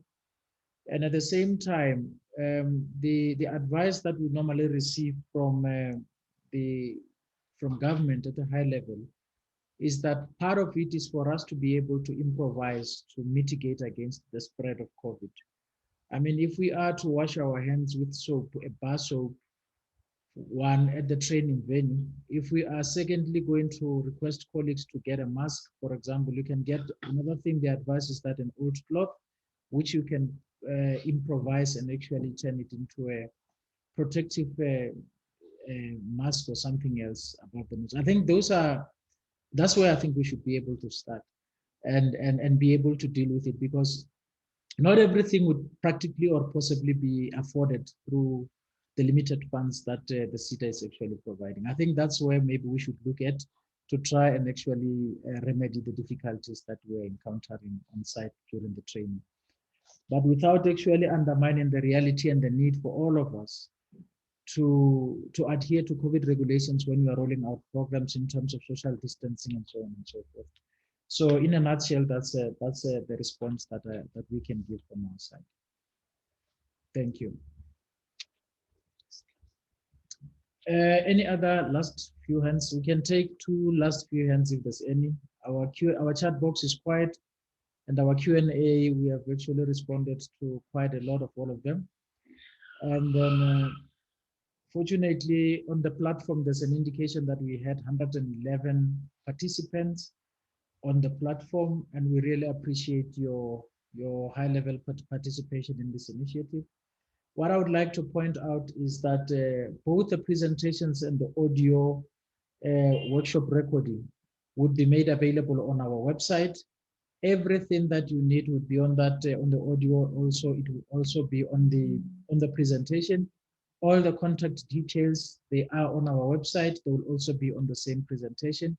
But we urge you, colleagues, that what we can lift up from here is our greatest appreciation, obviously, on behalf of the CEOs and organization, for your utmost commitment to skills development and your professional conduct in terms of actually rolling out our programs. Of course, we are facing a difficult situation, which is COVID. And if by any chance, obviously, we are informed that there's going to be a way in which it will affect our rolling our programs, how they run, AgriSETA would practically communicate with you individually of what would be our response in terms of whether we extend in the contracts and so on and so forth. So I think that's where we would be able to communicate accurately through the office of the CEO from that particular angle. So without much waste of time, I would really like to thank you and encourage you to bring all the contracts back with whatever is required within reasonable time. So as proposed by the 15th of June, so that we roll out our programs with ease from them. Thank you so much. And I would like to thank the team that organized the session, the IT, the colleagues in LPP and the colleagues in comms who did exceptionally well with the team, and the support that we received from the Office of the CEO in terms of structurally arranging it. Thank you so much. Thank you. Thank you. Thank you.